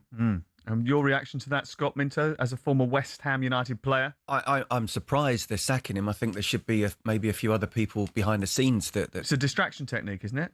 Yeah, I think it is. I think it's almost sort of playing to the crowd and trying to blame one person in particular. When we talked about how, yes, it was a slow start and he's not totally blameless, but actually since mid-January, he's been top 8 form in terms of points accumulated. That's still not good enough. And, you know, the buck shouldn't stop there. But okay, if you want to come out and say that and get rid of Nuno, who are you going to bring in? I think Scott Parker's the obvious choice, isn't he, with his West Ham connections, with his record in the Championship, the fact he's available as a free agent, as one of the West Ham callers said earlier, that tends to be what West Ham do. They pick up people who aren't commanding any compensation because they're already employed by a club.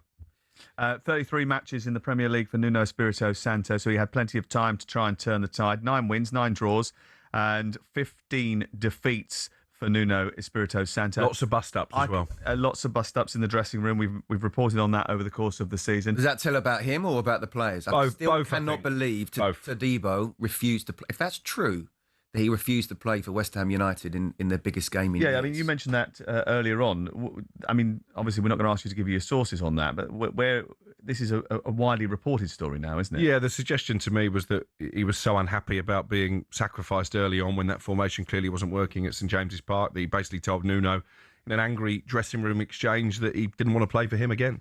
He had to do something in that game, Sam. I'm sorry. He went 3 at the back. That was a mistake, but he realised he didn't wait till half-time. And again, he got it wrong. But he said, right, this isn't wrong. But the idea behind it was you're going to St James's Park. Yes, OK, Newcastle haven't been brilliant this season, but it's their last home game. They were going to want to finish that on a high.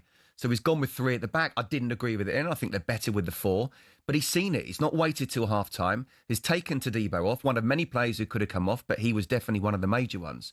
And whether he's right or wrong, Sam, you don't refuse to play for your club. No, you're playing for the fans. You're playing for the club. Your wages are being paid by the club. Nothing to say about that in terms of any. So you're not wrong at all. Absolutely. If you are employed by a football club, you play for the football club, and that's it. It is a disgrace. If he has refused to play, of course it is, because it was about trying to keep West Ham in the Premier League. But I think sometimes we forget that there was a couple of incidents over the course of the season where Nuno has made mistakes. Yeah. He made mistakes in that Brentford game. I did the game. And as soon as the team sheet came out, I was baffled by it. It was after an international break. Now, we sort of surmised that maybe he was working with the players that had stayed behind during the international break rather than the ones that had gone off. Yeah. But they'd been back for 4 days, Scott, and he didn't select them. I'm not saying he's blameless. 4 days later, he did the same thing again. I know, and inverted fullbacks. They lost and both I still those didn't games. Get it. They could have won those games. And the Christmas time was absolutely crucial. What was it? Losing to Fulham, drawing against Brighton.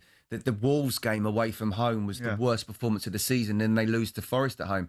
I thought it wouldn't even get down to the last day. I'm not saying he's blameless, but actually, whether he's right or whether he's wrong, as a football player, you never refuse to play for Agreed. Losing 3-0 at Wolves is a sackable offence in its own right. But what I also didn't like yesterday, and again, you pushed back on this, Scott, because you said it's the wrong time to ask these questions in the wake of relegation. He must have known coming into this game that there was every chance Tottenham would get at least a point against Everton. He must have known that the likely outcome was that West Ham would be back in the second tier for the first time in 14 years. And to refuse to answer questions about it reminded me a little bit of Gordon Strachan. I think I'm right in saying when Coventry got relegated... I was in the press conference. He refused to answer any questions about relegation. Now, I love that Gordon. To me Gordon's is a great guy, by the way. Right. He's a great guy, Gordon. But in the aftermath of relegation at Villa Park, I was in the press conference and I asked him to give us a view about and he would only talk about the game. And he said, I'm only going to talk about the game today and the performance that we put in. If you want to talk to me about relegation, come down to the training ground tomorrow. Yeah. First of all, I didn't say it was the wrong thing to ask the questions. It was absolutely the right thing for you to ask those questions. But you thought he was correct in his responses. I didn't say he's correct. I said you can't be surprised he's not going to give you the answers off the back of that. He probably knows what's going on behind the scenes. He doesn't absolutely know 100%. I mean, and you don't. He didn't really take any accountability. But even if he's going to walk away, you don't, after West Ham being relegated, say, yeah, it's about me, I'm walking away. You wait. Well, he might not have known what was happening yesterday when you spoke to him, but he's probably about to find out. He's currently in a meeting in which he is discussing his future, in which we understand will end in a parting of the ways. We'll keep you updated on that over the course of the next few hours here on talkSPORT. Bit more breaking news for you that's reached us in the last few minutes. And the Spain squad for the World Cup has just been announced. It is a remarkable turn of events that there is not one single Real Madrid player in the World Cup squad for Spain for the first time in the competition's history. That is quite a stunning turn of events and sort of underscores where Real Madrid are this season. Dean Howson, Dani Carvajal have been left out. They are amongst the favourites to win this summer's tournament in the United States, trying to follow up that 2010 success and their win in the European Championship final, where they beat England in the final. But they do have the likes of Lamine Yamal, Pedri, Pau Cubarsí, Marc Cucurella and David Raya. They're all in the squad, but there are no Real Madrid players. And someone who worked on Spanish football for a long time, just very quickly, Scott, that is a massive shockwave that will hit the burnabout. Yeah, absolutely. And they haven't won a major trophy for 2 years. There's literal infighting going on, and that's why they've called for the special one. Yep, 03717 722 3344. If West Ham fans thought that football under David Moyes was boring, wait till they're in the Championship. Jerry from Daventry, this is talkSPORT.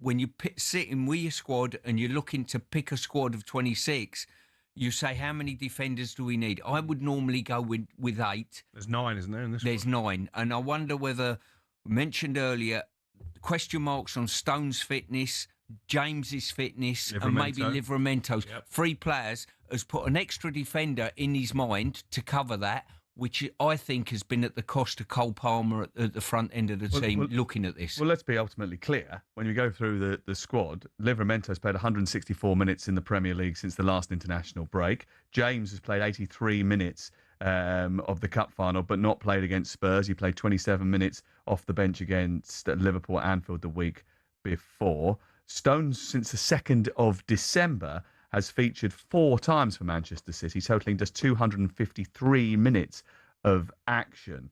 And Jed Spence, I mean, look, he played 70 minutes against Uruguay in the friendly on the Friday night of the last international break, but he's only started once under Roberto De Zerbi. So it's not as if everybody in that back line is playing regular football. I guess you can look at that 2 ways. You could say there's a risk because they've not played many minutes, or you could say actually they're coming in fresher than some of the players because they've not played so many minutes. Looking at your face, Stuart, you think they should have had a lot more minutes under their belt. I think people are a little bit deluded with this word fresh. Listen, I'm fresh. I ain't played for 20 years. Don't make me a better player, you know?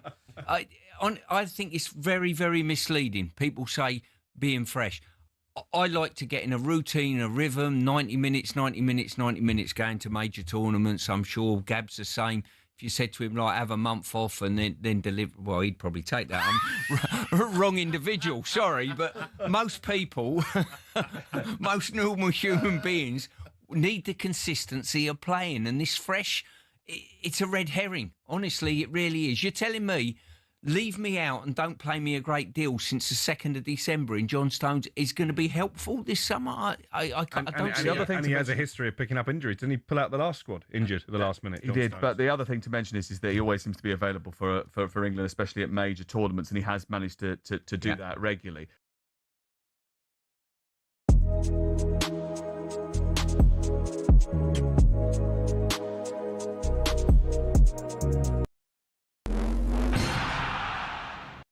From the Toffees to the Tractor Boys, the Eagles to the Seagulls, Gunners, Bees, Hammers and Magpies, Premier League teams have got a load of crazy nicknames. Ever wondered where they came from? Let's start with Everton. They're dubbed the Toffees, but why? Well, because when the club was formed, just down the road there were 2 local toffee shops. Ye Ancient Everton Toffee House and Mother Noblet's Toffee Shop were big fan favourites. Next, they say if you can't beat 'em, join 'em, and that's exactly what Ipswich Town did when it came to their nickname. The term Tractor Boys used to be chanted by their opponents as a way of putting the team down for their farming background. But during one game back in the late 90s, Ipswich were 1-0 up and they decided to flip the script. 1-0 to the Tractor Boys, they sang, and a new nickname was born. Let's head to Leicester, famous for more than just a red, well, orangey cheese and Jamie Vardy. Leicestershire is also the birthplace of fox hunting, hence the Foxes. Next up, turns out apples are not the only fruit that don't fall far from the tree. Bournemouth's nickname, the Cherries, comes from the fact the club's stadium was originally built right next to a bunch of cherry orchards. This next story actually involves two club nicknames. It started with Crystal Palace. They were having an absolute nightmare run back in the early 70s. They'd been relegated after a terrible spell, and manager Malcolm Allison decided enough was enough. He wanted a new nickname, something strong, fast and destined for success. Something exactly like an eagle. But there's more to this one. Brighton were in search of a nickname too, and Palace finally gave them what they needed. In a heated match between the two back in 1976, Palace fans began chanting, "Eagles, Eagles." And some clever Brighton fans came up with the perfect reply, "Seagulls, Seagulls." Not all club nicknames have a crazy story though. Take the Gunners. That just comes from the fact a group of munitions workers in the Royal Arsenal factory in Woolwich set up the club in 1886. On the flip side, some nicknames seem simple, but there's a bit more to them, like West Ham. The Hammers is actually nothing to do with the ham part of the name. It comes from the fact the club used to be called Thames Ironworks FC and was made up of workmen and shipbuilders. So next time the away end's chanting their crazy nickname, you'll now know exactly where it came from.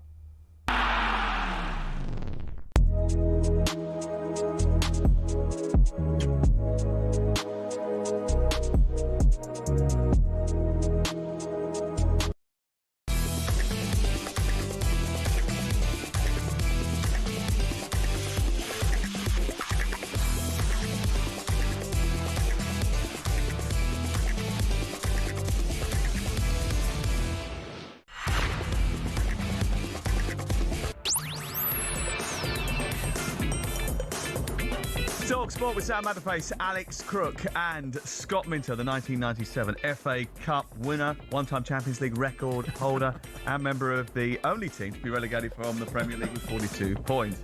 But all right, top guy. So one positive and two... We said top guy.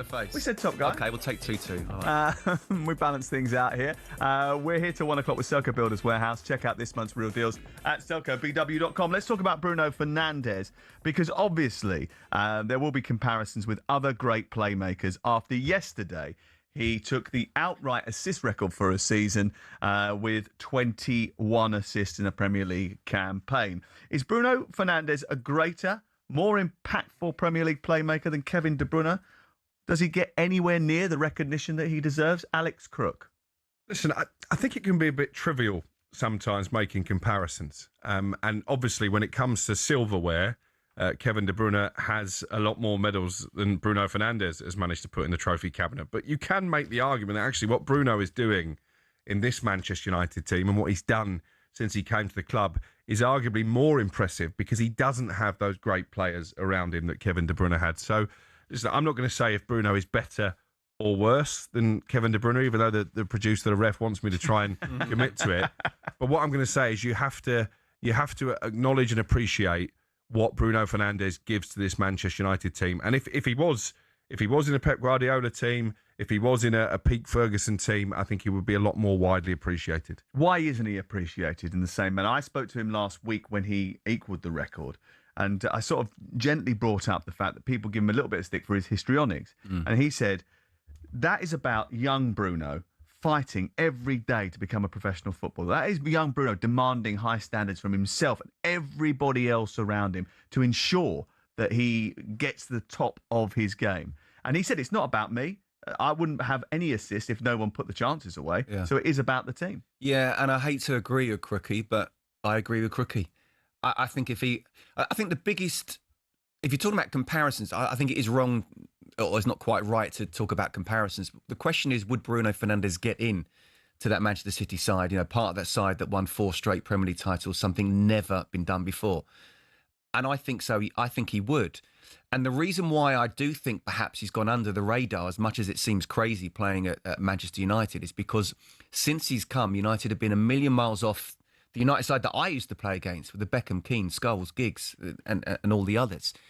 But the pressure of wearing that shirt, we just talked about Spurs pressure, West Ham pressure. These are players that shouldn't be down there. The same for Manchester United as well. With all the pressure that's been going on, it is the biggest club in the country. Everyone talks about Manchester United.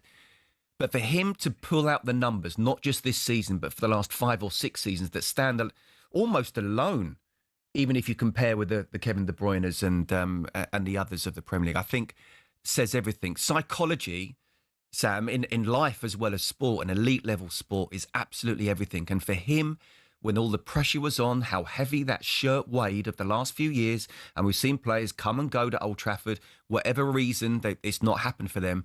He's been the standout for United. His assist for Patrick Dorgu against Brighton was the 21st assist of the Premier League season. What?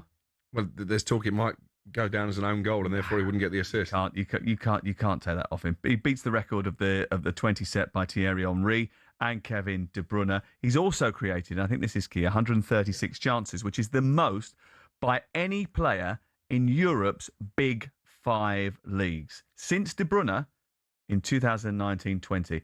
That is an incredible statistic. And I think if you ask Michael Carrick, and he's able to answer candidly, who is going to be Manchester United's most influential and important player next season, it's Bruno Fernandez. You know, there was a possibility this time last year that he could have gone to Saudi Arabia. I think he was quite close to going to Saudi Arabia. It was Mrs. Fernandez who put the kibosh on that. They have to keep Bruno Fernandez. He never misses a game. He's always fit. He's overtaken Henry, De Bruyne, both of them for assists in a season. You don't fluke your way past names like that. Let's hear from him now after breaking the record yesterday. Again, it feels a huge honor, huge privilege. I think a very proud moment for myself. Not something that I was chasing when we started the season, but obviously as we got close, it's very, very nice to have these kind of awards and then being named like that. That was Bruno Fernandez speaking yesterday after winning the assist trophy and also getting a lot of recognition yesterday. Let's talk a little bit about the breaking news we brought you in the last half hour that Nuno Espirito Santo is in crunch talks, in which we expect to end in his dismissal as the West Ham United manager. The former West Ham defender Scott Minto is with us in the studio. So is the former West Ham and England defender Stuart Pearce, who's just joined us in the studio as well. Morning, Stuart. Morning to you. What do you make of the news that Nuno Espirito Santo could lose his job today? I'm quite shocked, if I'm being quite honest with you. I think the fact that he come through the door, I don't think too many fingers were pointed at him with West Ham's relegation yesterday. If I was West Ham, you look at a manager of his class and you think they should be hanging on to him. What's gone on? I take it there was crisis talks this morning, so we gather. And I don't know how much of that he's instigated that in regard to how much have we got financially for me to spend next year? Can we keep the better players? Those conversations are behind closed doors. Whether that suits him, if he thinks he can get a better job, I don't know. How often can West Ham keep chopping and changing the man in the dugout if they're to have any sort of success or even stability? Well, I think this summer for West Ham's going to be massive change. You know, that they've dropped out the division. The budgets have got to be looked at now. The players, can they turn players over for money? And what sort of money are they going to get for those players?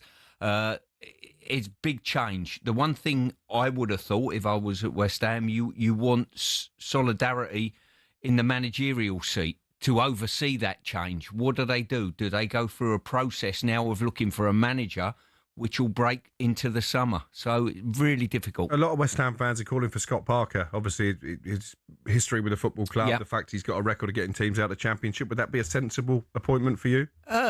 I mean, you've just thrown that name at me, to be honest with you. You know, he knows the football club, which I think's a really good thing. He's, as you say, he's got a CV of getting the club out of divisions like that. He knows the Championship pretty well. So I don't think that would be a bad appointment, personally, Crookie. You talk about Nuno and perhaps him wanting to know, and that's what I was trying to say to Crookie earlier. It was right questions, but I wasn't surprised that the answer was just sort of just batting it straight back.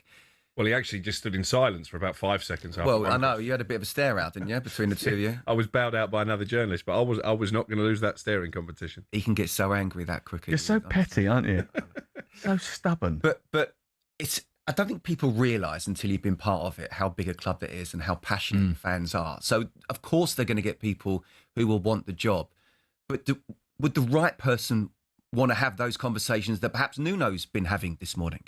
I think any manager worth his salt, Scotty, would want to go in and see the ownership today and say, right, OK, we know our fate now. We know what division we're playing in next year. What does the landscape of this football club look like now? How do you see the vision of the club as ownership? Does it marry with what I see the future for the football club as the manager?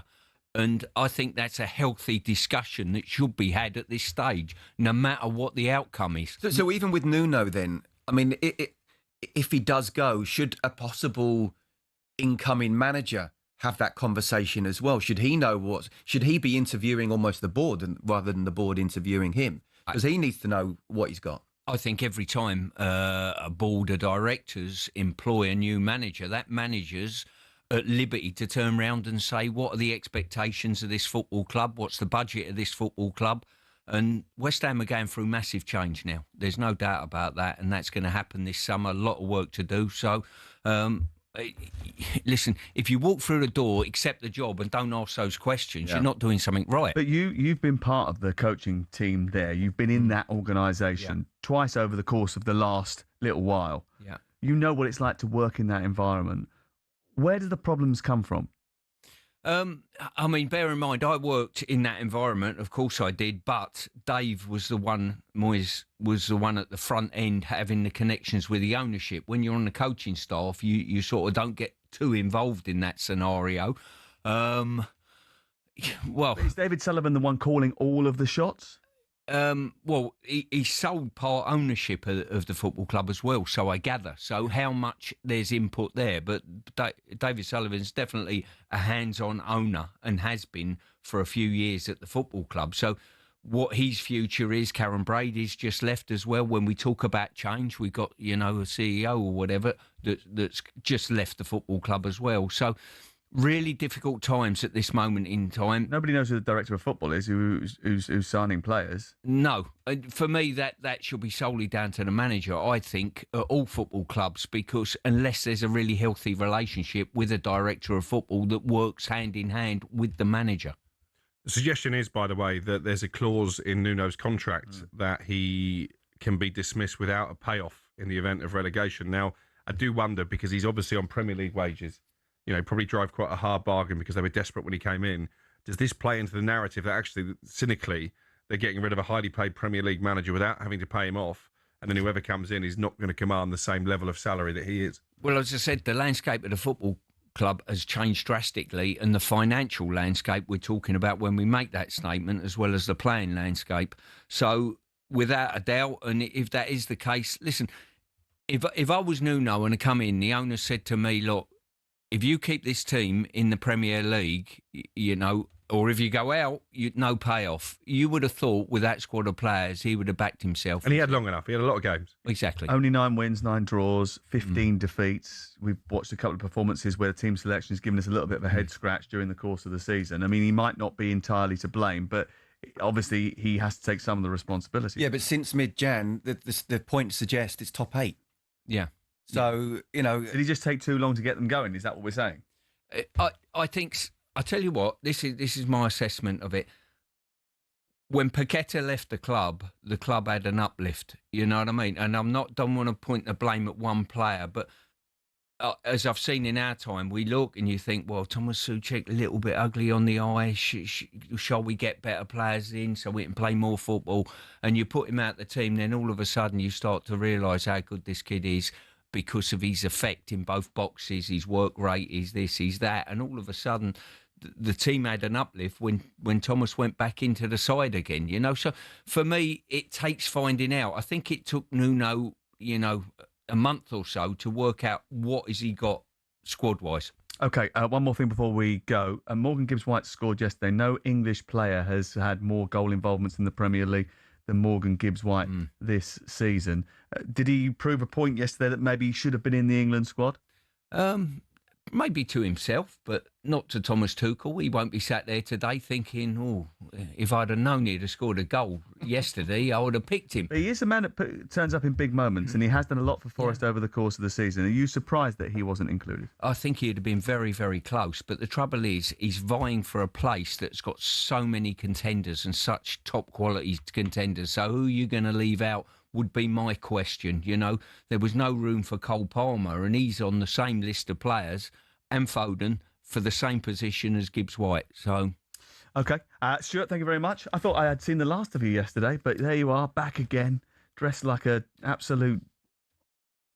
Well, Dad doing a barbecue. No, in fact, I've got the same gear on as yesterday because it was on the bedroom floor when I get up to come in here to do a quiz that myself, Gabby and Quaker have just won. So I say no more. How bad must that quiz be if Gabby's on a winning team? Listen, lovely to see you. He was our best player. How bad's our team then? It's lovely to see you. Nice to see you again. A legend that is Stuart Pearce joining us in the studio.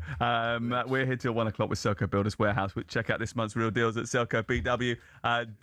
It's Sam Matterface, Alex Crook and Scott Minto.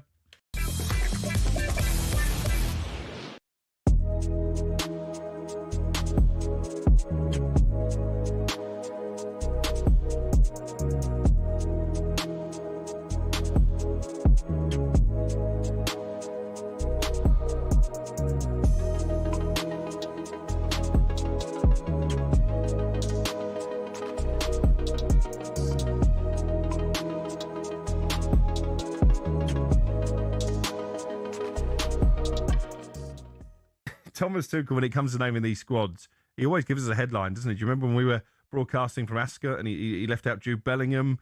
Obviously, Trent Alexander-Arnold has been omitted, so there is always a talking point.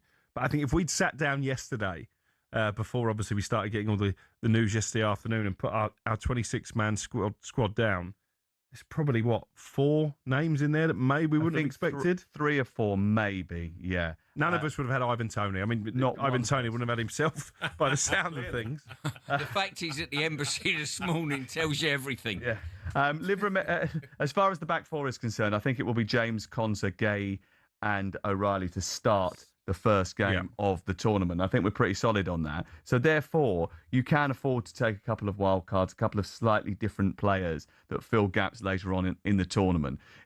John Stones, we mentioned the lack of minutes. You know, we can't expect him to play 10 games or 8 games in 4.5 weeks. It's not viable bearing the amount of minutes that he's got under his belt. But class is permanent, and Thomas Tuchel likes to have him around. If you remember last year when we were in Girona, he wasn't fit.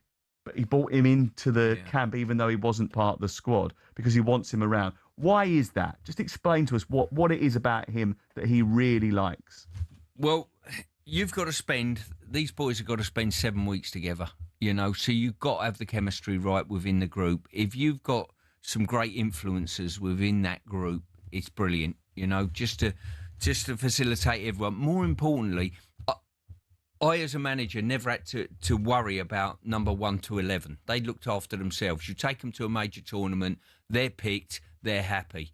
It's the ones from 12 to 26. I always used to make sure, as a manager, whenever we went to a major tournament, the day after we played, I would be one of the coaches on the training pitch, taking the coaching to show to those numbers 12 to 26, I'm here and I care about you. You have to do that. You have to do your work with those players. If you've got a few role models in there on the playing staff that can do that for you, double whammy.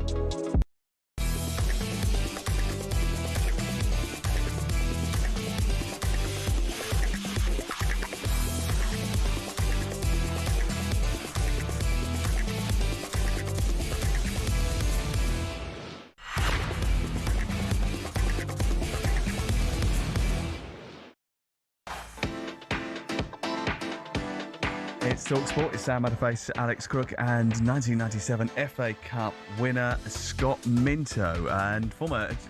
Was Foster's model, wasn't it? You were in the window at Foster's in the Walnuts. Top man was it? Yeah. Top man model. Yeah. Scott Minto is here. After winning 4-1 against Aston Villa in early March, Chelsea picked up just 4 points from their last 9 league games. Only relegated Burnley, one fewer during that period. Chelsea only needed 6 points for Europa League football over the course of the last few weeks, and they didn't get them. So what happened? What went wrong? A return of 52 points is the 5th lowest total Chelsea have had in the entire Premier League era. That is a shocking statistic. No European football next season.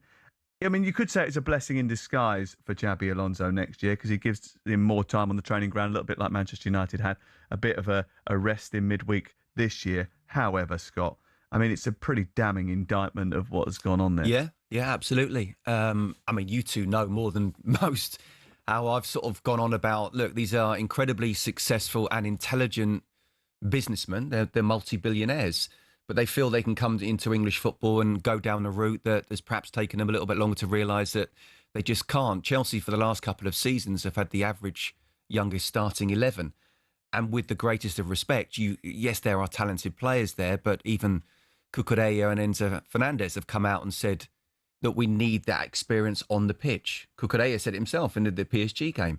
You're 2-2, you're playing really well, you make a mistake with 15 minutes to go, you see the game out 3-2. That last 20-minute That's period a perfect example. And then they just collapsed after it. So not just that, but what happened following that. So I've been saying for a long, long time, 3 or 4 senior players who have been there, seen it, done it, and Cucurella even said it himself as well. Maybe they needed a left winger. But I'm actually not as negative as a lot of people. I actually think with the signing of Xabi Alonso as the manager and not head coach, I think that's an admission of, do you know what? We're not going to completely change it. We still want to get these youngsters coming in. But we also realise that we need a little bit of help here. And this guy will walk away. He doesn't need the job. He's not going to be a manager till he's 70. So every job he takes, he needs to be happy with the circumstances. And I think that's the sort of backdrop that we're sort of dealing with what was one of the worst seasons, actually, for a long time for Chelsea. The fact is that there is a little bit of optimism because of the appointment of Xabi Alonso and what can happen next with him.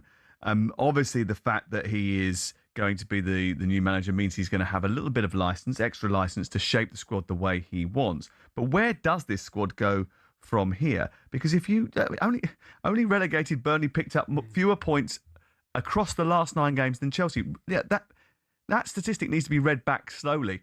Only Burnley picked up fewer points than Chelsea across the last 9. That is very scary if you are in that playing group, because the manager would have been looking at that. Well, I don't want to be too harsh here because I've been accused of being a bit negative on this bank holiday, but I think I said at the time, when they hired Callum McFarlane and put him in charge for the rest of the season, I think I said they're basically writing the season off because you've put a rookie in charge with no real experience. I like Callum, actually, by the way. I think he's a good coach. Yeah, but it was too much too soon. And those statistics and the lack of points backs that up. I don't know what would have been more embarrassing for Chelsea, not qualifying for Europe at all or ending up back in the Conference League. And Xabi Alonso, I think, is an appointment that will excite players. I'm told that is the case. But if you are Enzo Fernandez or Marc Cucurella, 2 of their better players, both of whom have come out publicly and sort of expressed an interest maybe to move and play at a higher level to play in the Champions League, they've got a big decision to make now, haven't they? And as Andy Jacobs told me outside, they do need to trim the squad because the worst thing that can happen to Alonso is he's got 35 first-team players. They're only playing 1 game a week. It's going to be very difficult to keep everybody happy. Yeah, and look, people have turned around and said, there's sort of massive egos in the dressing room. There's massive egos in every dressing room. But the way that Cucurella and Enzo Fernandez came out and big time and all this, I actually took it as if they care.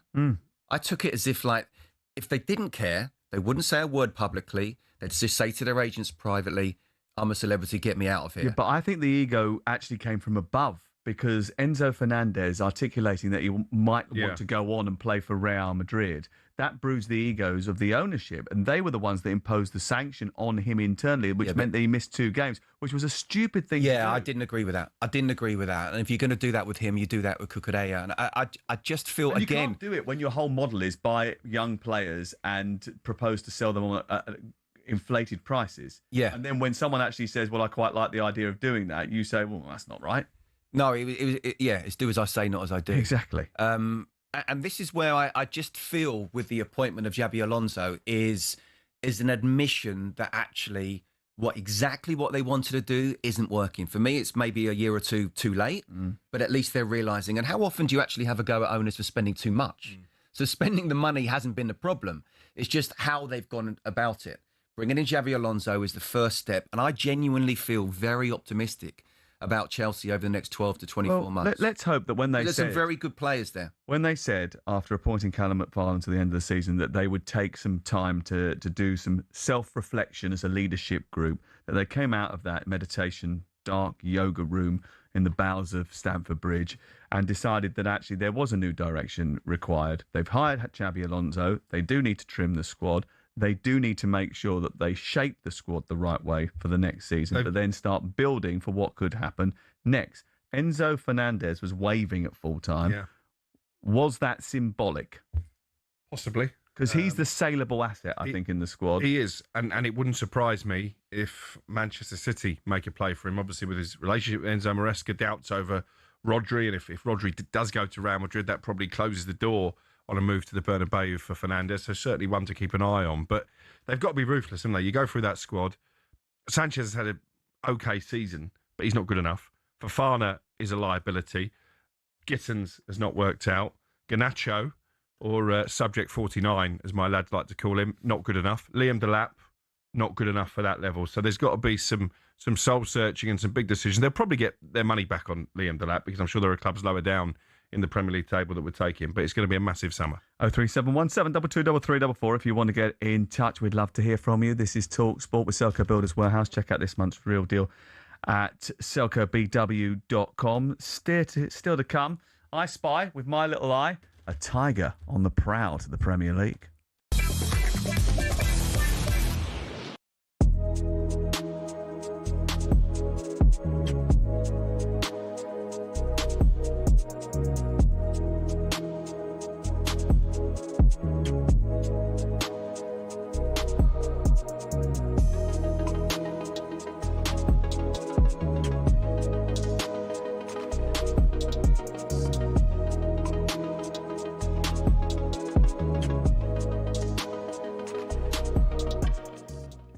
Look at some of the attackers, Palmer and Foden left at home.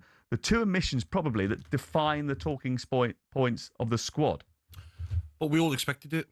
I've been saying it for the last 2 months, and Manchester City fans and Chelsea fans are like, no, you can't leave them out. It's Cole Palmer, it's Foden. We know what Palmer can do in big games. But when you're not performing in that position where we've got so much talent, like Rodgers, Eze, look at Bowen, unfortunate not to be in the squad. Gibbs-White can't get in the squad. So I don't think it's a shock that Foden and Palmer don't make it. One of the things that he has said, Thomas Tuchel, is that he wasn't going to take a batch of number 10s. He was going to take players that played in specific positions in that front line. He has only taken 3 of them. He couldn't take 5. He didn't want to take Foden and Palmer and then crowbar them into the team out of position. Is that the right call? I think so, because we saw, going back to the last European Championships, Gareth Southgate tried to do that with Foden in particular, and he ended up having a nightmare of a tournament. Palmer was used only sparingly. So, yeah, I understand the argument. I would have taken one more in that number 10 position, because obviously you can play Bellingham deeper if needed as well. And I think if you're talking about taking one more, Gabby's dead right on form. Foden has been off it for a long time. Palmer has had an injury-afflicted season and hasn't really been the Cole Palmer of old. Morgan Gibbs-White would have been the one for me. You look at his numbers, his best ever goal-scoring season. He's carried Forest away from relegation danger into a major European semi-final. So I think of all the players that have been left out, he'll be concerned this morning. I was just thinking there, actually, can we lend a few of these to Scotland? They'd appreciate it. Unnecessary? Was he stoking the fires? He is. I don't know whether that's an insult to England or Scotland at this moment in time. We'll dig deeper later. Morgan Gibbs-White, the joint most goal contributions of any English player in the Premier League this season, didn't make the squad. 17 goals, Europa League semi-finalists. Come up with some big moments as well when Forest have needed it most. As a Forest man yourself, does that irk you a little bit? I've looked at Gibbs-White's performances over the last 2 or 3 years. When he plays well, Forest play well. You know, he does have dips in form, to be fair, and it's probably cost managers their job on occasion, to be quite honest with you. But the bottom line is, at this moment in time, if you turn around and said who is really bang on form, Gibbs-White is one of those people.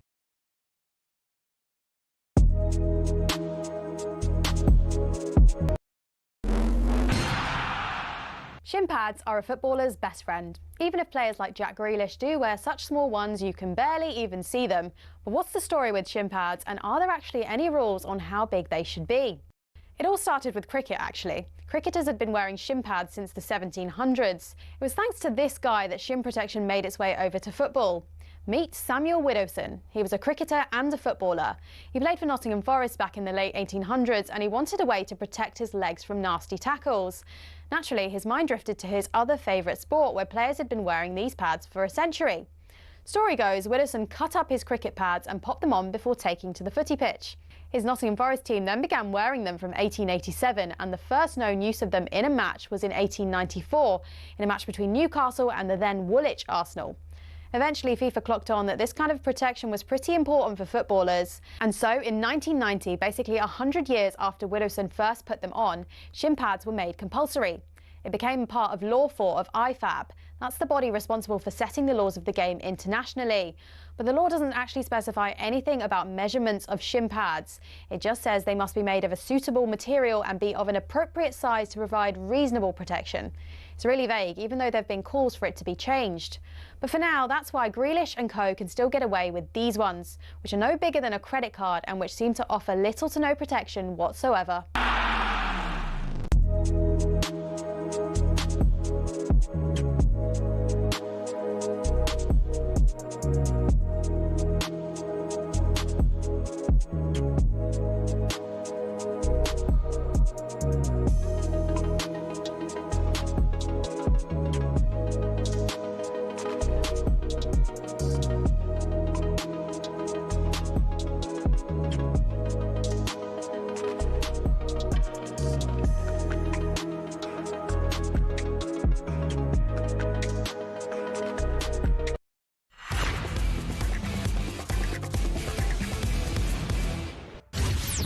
Get ready to get the ultimate football fan winning feeling with talkSPORT Win. Yes, it's talkSPORT, and it is Bank Holiday Monday. But what an opportunity we are giving you. The 2026 FIFA World Cup is almost here, and thanks to Adidas, the tournament's official match ball supplier, talkSPORT is sending you and a friend to Dallas, Texas. Yes, you could be at England's first game against Croatia on June the 17th with return flights, accommodation, spending money, tickets, the official Adidas match ball, the Tri-Onda, all thrown in as well. For your chance to win, head to talksportwin.com or text WIN to 83338. Text and online entries cost just £2.50 plus your standard network rate, or you can call 0343 418 7260. Entries must be in by 4 p.m. next Monday. It's 18 plus UK residents only, and this is a talkSPORT promotion. Full T's and C's at talksportwin.com are available. And for your chance to win, just text WIN right now to 83338. And of course, you could win that competition and be in Dallas, Texas. We're choosing Texas for our first big get-together at the World Cup. Crookie and I, we've got big plans for Dallas. A pool party, haven't we? Alex Crookie's here, so is Scott Minto. And so it's Spencer Oliver. After Alexander Usyk escaped a huge shock at the weekend, a very controversial stoppage in Egypt with the backdrop of the pyramids. Let's speak to him now. Hello, Spencer Oliver, who was on good form over the weekend. Hi, Spencer. Sam, guys, how you doing? Yeah, what an event. I mean, what a week actually out in Giza by the pyramids. It was something quite special. It really was spectacular. The whole build-up was incredible. We had Rico Verhoeven coming on talkSPORT previously, a couple of weeks before that, talking about what he was going to do, how he was going to deliver it, that unpredictability was going to give Usyk all sorts of problems. And he proved right. It really did. You know, it was the unexpected. None of us expected the fight to go the way that it went. And obviously the big talking point, Sam, was the controversy at the end. Absolutely. Verhoeven actually walked away with probably a moral victory, doesn't he, Spencer? He was completely robbed of the real thing. That's certainly what the narrative has been on social media over the last 24, 48 hours. It's just his second pro boxing fight. He's a kickboxer, really, and he was the aggressor for long spells.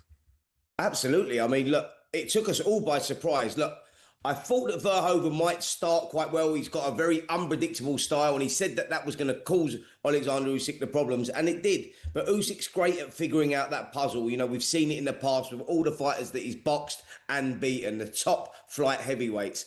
And he just couldn't figure this puzzle out. And I think that Verhoeven started very well behind the jab. His aggression was very good and very effective. Usyk couldn't work it out. He come back a little bit in the middle rounds. And going into the 10th round, I had the fight all level. It was all to play for, all to fight for. It could have been all level, or Verhoeven could have been in front. But at no point did I have Alexander Usyk up in the fight. Now, taking nothing away from Rico Verhoeven, I thought it was an incredible performance for a guy, as you've already highlighted, you know, had only ever had one pro fight back in 2014, by the way, a little 4-rounder. So it was quite a remarkable performance. And he just delivered, you know, Alexander Usyk looked flat, heavy on his feet. He was getting caught by shots he wasn't getting caught from. And that's what I say, taking nothing away from Verhoeven, because he delivered the deliverables. But Usyk is Father Time starting to catch up with him, because that's what it looked like to me. Yeah, well, that's the question. Is it Father Time, or did he just not prepare properly for this fight? Did he think that this bout against someone who hadn't really been in this sort of environment on a regular basis was going to be too easy for him and he was going to be able to swat him aside? What do you put it down to? No, look, he talks about, you know, motivation, and the motivation comes from, you know, doing it for his country or going through difficult times, and like that's how professional he is, and that's how he continues to box. So you can't really put it down to underestimating motivation, because he knows what he's going into. It's his legacy on the line, and that's probably where he gets the drive from. I think I pull it down to Father Time. At some point in everybody's career, if you look at the tough 2 fights that he had with Alexander Usyk, the 2 fights with Anthony Joshua, the 2 fights with Daniel Dubois, just to name a few, that's his last 6 fights up until this point. They put miles on the clock, and he is at like 37 years of age now. He will start slowing down at some point, and I think that we may have seen signs of that. But I don't want to take nothing away from Rico Verhoeven here, you know, talking about Usyk's underperforming, because was it the fact that Rico, with that unpredictability, was very big, very strong, used all that to his advantage? Was it the fact that Usyk just couldn't deal with it? You know, it was like I say, it was an incredible night. Guys, I've got to say, the production, the way that they'd done it, you boys probably watched that on the TV, was something quite spectacular. I've been around the game a long time and never seen nothing like it. Oh, it was brilliant. It absolutely it was beautiful setting. The direction was terrific. The way it was all filmed was wonderful. The scorecards when the fight was stopped in the 11th round read 95-95, 95-95 and 96-94 to Verhoeven. But it's Usyk who walks away with the 3 belts. Was that stoppage controversial for you? Look, I think Mark Leeson, I think that he got it wrong. What happened was, it was the end of the 10th round actually, and it would have been a 10-8 round, because Verhoeven would have been down. He'd been down in that round. So if you went to that, would have been a 10-8 round. So it would have been Usyk that had his nose in front, but the fight still for Verhoeven to win. He wasn't badly hurt, guys, was he? Like, if you look back at let's use Tyson Fury versus Alexander Usyk, for example, when Fury was flawed in that fight and the referee didn't stop the fight and he was under heavy punishment. And we've seen it so many times in the past. When Verhoeven's got a shot, he's come into a different discipline, he's winning the fight at that point. The referee will know we're quite close to the end of the round here. He wasn't in massive trouble. You've got to let it go. And the bell rang. That's the controversy. The bell rang as the referee stopped it. So it was slightly after that. You've got to give the kid for, you know, a minute to recover and come out and see if he can win this fight. And I want to give credit to Peter Fury, who trained Verhoeven for this one as well. You know, he done a spectacular job. The game plan was perfect. The way he was catching Usyk's lead southpaw hand, coming back with a jab of his own, so impressive. Did the fact that his corner seemed to be time wasting, taking their time over putting his gum shield back in, etc. Did that play in the referee's minds, you think? No, definitely not. I think that's just great work from the corner. It's down to the referee to say, come on, son, speed it up, liven up here. We've got a fight to do. But, no, that was just perfect timing, giving him all the time he could to recover, because obviously he had been hurt. But like I say, it wasn't a bad one, guys, and we've seen worse in the past. And Rico Verhoeven had a chance to rewrite history there, rip up the script and cause the biggest upset in heavyweight boxing history, because that's where it would have gone, a guy coming from a different discipline. And he was sort of robbed of that. How the fight would have played out, who would have won, it's a guessing game for all of us now. But I think the controversy is that Mark Lyson, the referee, he got it wrong. Yep, and it's really interesting, isn't it, to see what happens next in the heavyweight division, because obviously it feels like Verhoeven probably deserves a rematch. That started to be talked about now. Turki Al-El-Sheikh mentioning that straight afterwards, and he probably has earned that himself. But what about Caballel? Because that was the next cab off the rank. Sam, I'm glad you brought it up, because it was something I wanted to talk about. Yeah, Agit Caballel, I caught up with him actually out there. We've done some stuff for talkSPORT Boxing YouTube channel. That stuff is out now. And he said, look, I allowed this fight to happen because I knew that Usyk, he had that time to be able to do that. But I am mandatory, and the fight needs to be mandated now. I'm not moving aside anymore. I saw Frank Warren saying, no, we're not doing that. We're not allowing the rematch anymore. Caballel has waited his time. He's next off the rank. He deserves the opportunity. And on that performance, by the way, Caballel beats Usyk. Yep, we'll see what happens next. Spence, thank you very much. Appreciate you coming on the programme.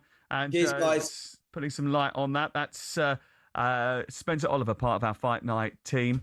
Rico Verhoeven is going to be in the studio on Thursday here on talkSPORT. So make sure that you catch that with Jim and Simon, 10 o'clock on Thursday. This is talkSPORT. A couple of bits and pieces still to tidy up, including there was a big party on Saturday night at Wembley, and Alex Crook was right in the middle of it. Details on the way next. With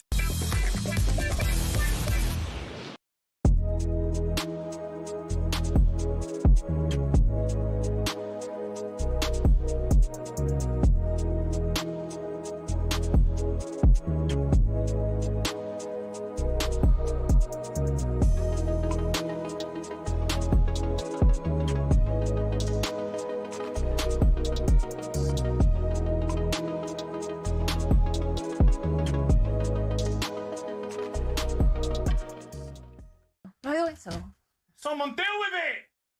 Not like that. Not like We that. don't put the ball out. We never get it out of play. Ref, you've got to blow up. Don't foul. There we go. Yes! Come on! Come on, Abs! Come on! Come on! Get in there! We're in the Premier League, son! Come on! We've done it! Well done, Jay. We've done it! Get in! All you mugs that wanted us down! What they have All you mugs wanted us down! What they have put We've done it! Come on! Well done. Abs, well done. Jay, before you go, I know you're doing the phone show. Just tell us.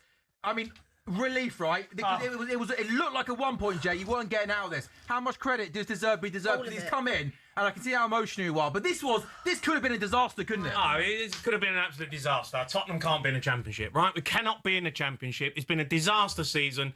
So much has gone wrong. Deadwood all over the park. We have got to just completely change everything. Get rid of the Deadwood. Get rid of all these players who have been absolutely garbage. We've got the man in charge, Roberto De Zerbi. He is a top manager. Roberto De Zerbi will do things at this football club. Just let him have the reins and let him get on. But he's got to get rid of Richarlison, Muani, all of them. Get rid of them. They're crap. They're absolutely crap. And we find a way to do it. And I have to say a massive thanks to Aston Villa for not turning up on that day and gifting us 3 points. Because that's the one that kept us up. We're forever. Come on, the Spurs! Forever in Come on! Jay, is there... I know the players are starting the place out for most of the season, but these lads here in the last 6 to 8 weeks, when they've needed to, they've also shown a little bit of fight, haven't they? Yeah, some of them. Some of them. Some of them. The reason we've stayed up is because of De Zerbi, not because of them. I couldn't... Right. Honestly, could you care less if you ever saw any of them ever again? No, I don't care. I would have a fire sale. Fire sale. Yeah. The whole squad.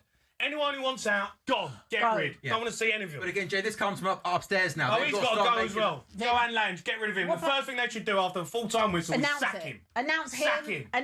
Announce Vinay. Get rid of them. They should be first thing done tomorrow morning. Come on, son. Come on. Jay, how many receipts have you got to give? How many receipts have you got in the back pocket? Oh, I've got a few, mate. But you know what? It's embarrassing. Yeah, you can't celebrate too much. Like, you want to celebrate, but it's relief, isn't it? It's embarrassing. It's actually embarrassing.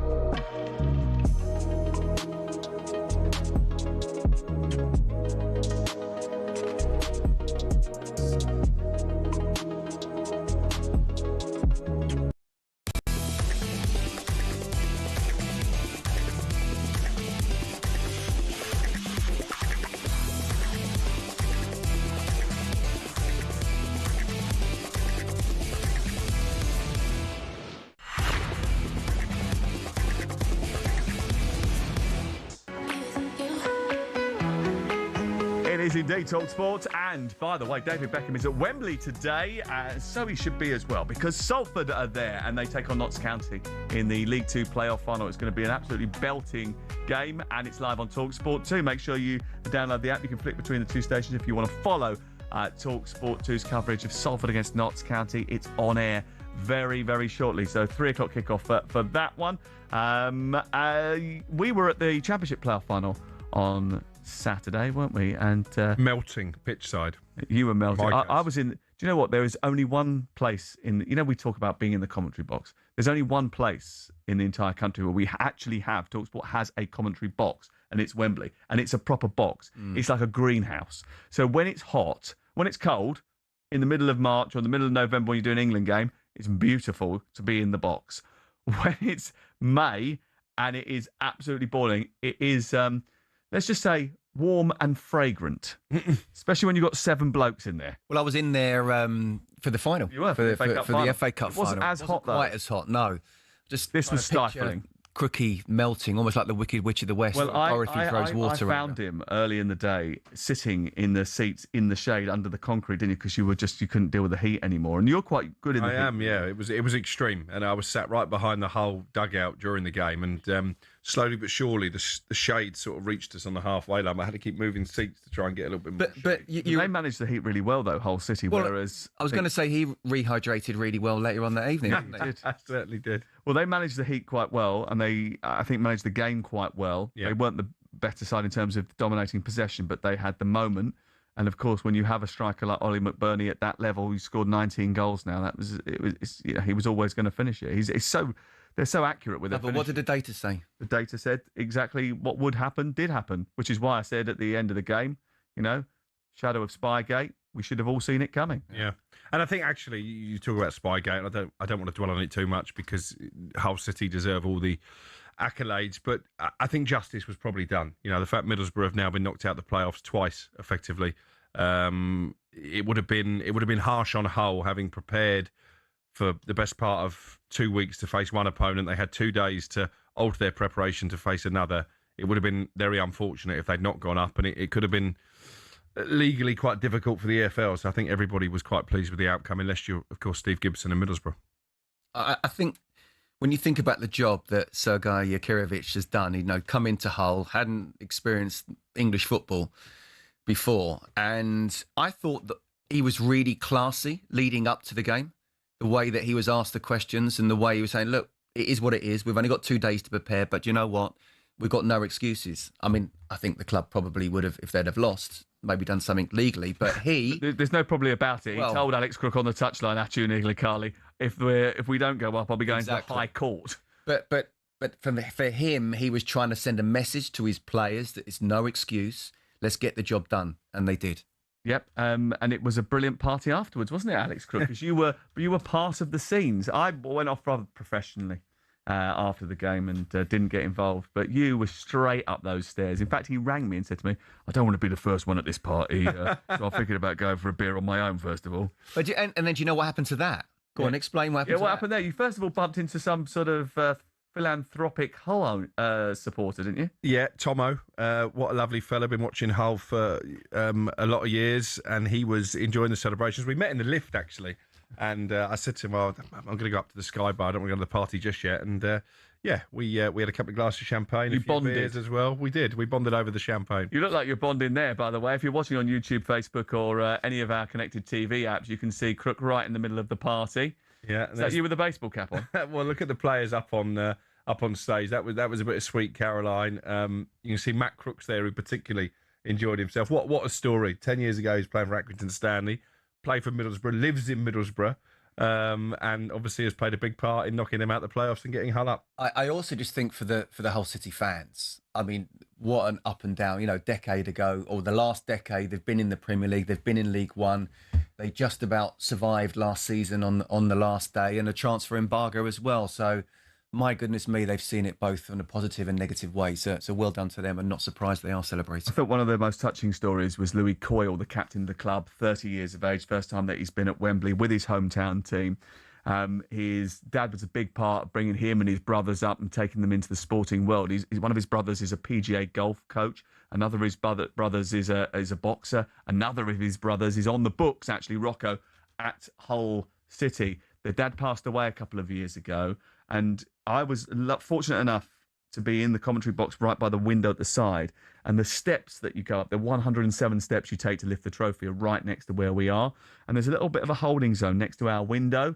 And just before Louis led them up, he just composed himself and he had a little moment. And he spoke about this afterwards in the interview, where he said that everything that he does is for his dad, and that he always has that moment where he looks up to the heavens because he wishes that his dad could see it. And he had a tear in his eye, and it was a really emotional moment just seconds before he walked up that final set of steps. And we were privileged to bear witness to it. Paddy McNair came over, actually, and gave him a massive hug to sort of encourage him to compose himself as he went up the steps. Yeah, look, I'm not a religious person. I'm not a particularly spiritual person, but I do believe he was watching from above. So he was certainly a part of him, inside him, because of, obviously, the father that he was. So things like that, wonderful stories, and, good luck to them for next season. It was quite an emotional occasion all round. Dean Holden, obviously good friend of the show, good friend of all of ours, the assistant manager, who's played a big part in Hull's success. He went up the stairs to meet his family in the crowd after full time. Both of his boys were in tears, and obviously, they've been through the Holden family personal tragedy. So I think, these type of moments mean an awful lot for a lot of different reasons. Yeah, and for Ollie McBurney, the goal scorer, of course, left out of the Scotland squad. He rang the manager and asked him why, who explained that he had other people ahead of him. But he has proved that he is, especially at championship level, someone who can score goals. Certainly last year he was in the Canary Islands playing for Las Palmas in La Liga, taken on a free transfer by a team that were under a transfer embargo, and look what he's done. He's powered them to the Premier League. Absolutely sensational. He did say to me afterwards, Las Palmas is a lovely place to live and a difficult one to leave. He said, I wouldn't have done it just for any old project. So he went to Hull believing he could find and he spoke very classy afterwards as well. He actually is a classy guy. But you keep getting it wrong. Ollie McBurney didn't score the winning goal. It was Alex Crook. Yeah, it's a lovely big trophy, by the way. Yeah, and you got your hands right round it. It didn't look that big standing next to you, though, did it? The Southampton fans that didn't get to go to the playoff final are starting to sort of round on the ownership and suggesting that maybe they need some refunds and some price freezes. What are they? What is their motivation here? They want some sort of recompense for what they've been through. No, I think what they want is to see some leadership. I think Southampton have handled themselves appallingly throughout this whole process. The lack of communication, the fact it took so many hours after they'd actually been, initially charged and then kicked out of the playoffs. it just smacked of arrogance. They didn't actually believe that the situation was as severe as it was. And clearly they've relayed that message to the players, because I think if Taylor, Harwood, Bellis knew they were going to be kicked out of the playoffs, I understand all of that spying. But the question is about the Southampton fans and the advisory board stating that they want refunds for supporters for both legs of the Champions League playoff semi-final against Middlesbrough, and they want the club to freeze season ticket prices because of the Spygate scandal. Well, I think they're absolutely right, because ultimately they've paid for tickets for 2 games that have been erased from the history books. And I think as a goodwill gesture, the least the Southampton board can do is freeze prices for next season. We still expect heads to roll. I thought the full findings of the independent commission were really damning. Tonda Eka in particular, I don't see how his position can be tenable. And I think there's people above him who also have some serious questions to answer. When the FA charge him, which I think they will, I think that will be the end of his Southampton career. What a sad, sad state of affairs, bearing in mind they played so well at the end of the season. It's a horrible way to end the campaign. Talking of goodwill gestures, he knows all about those. I'm sure they'll be straight in the pub in the next hour by the time you get home. He'll meet someone who will pay for his drinks. Yeah. He loves a goodwill gesture. He loves a goodwill gesture. Pub quiz night tonight. Actually, he bought me a pint last night, and you didn't think he was going to come out, but I arrived and he was already there with pint in hand. That was timing. That was good timing. That was timing. You two, honestly, telepathic. Telepathic. That's the problem. Yeah, we're entwined. We are aligned. Isn't that the word that all the football clubs use? Scott Minto, thank you very much for joining us. Alex Crook, see you Friday. We get a guard of honour now. Let's give Scott a guard of honour. It's the last time we're going to work with him this season. Let's give him a guard of honour as he walks out. Well done, Scott. It will end up being his guard of honour, though. Double record holder at one stage. Scott Minto leaves the building, and Paul and Andy come in the door because they're next.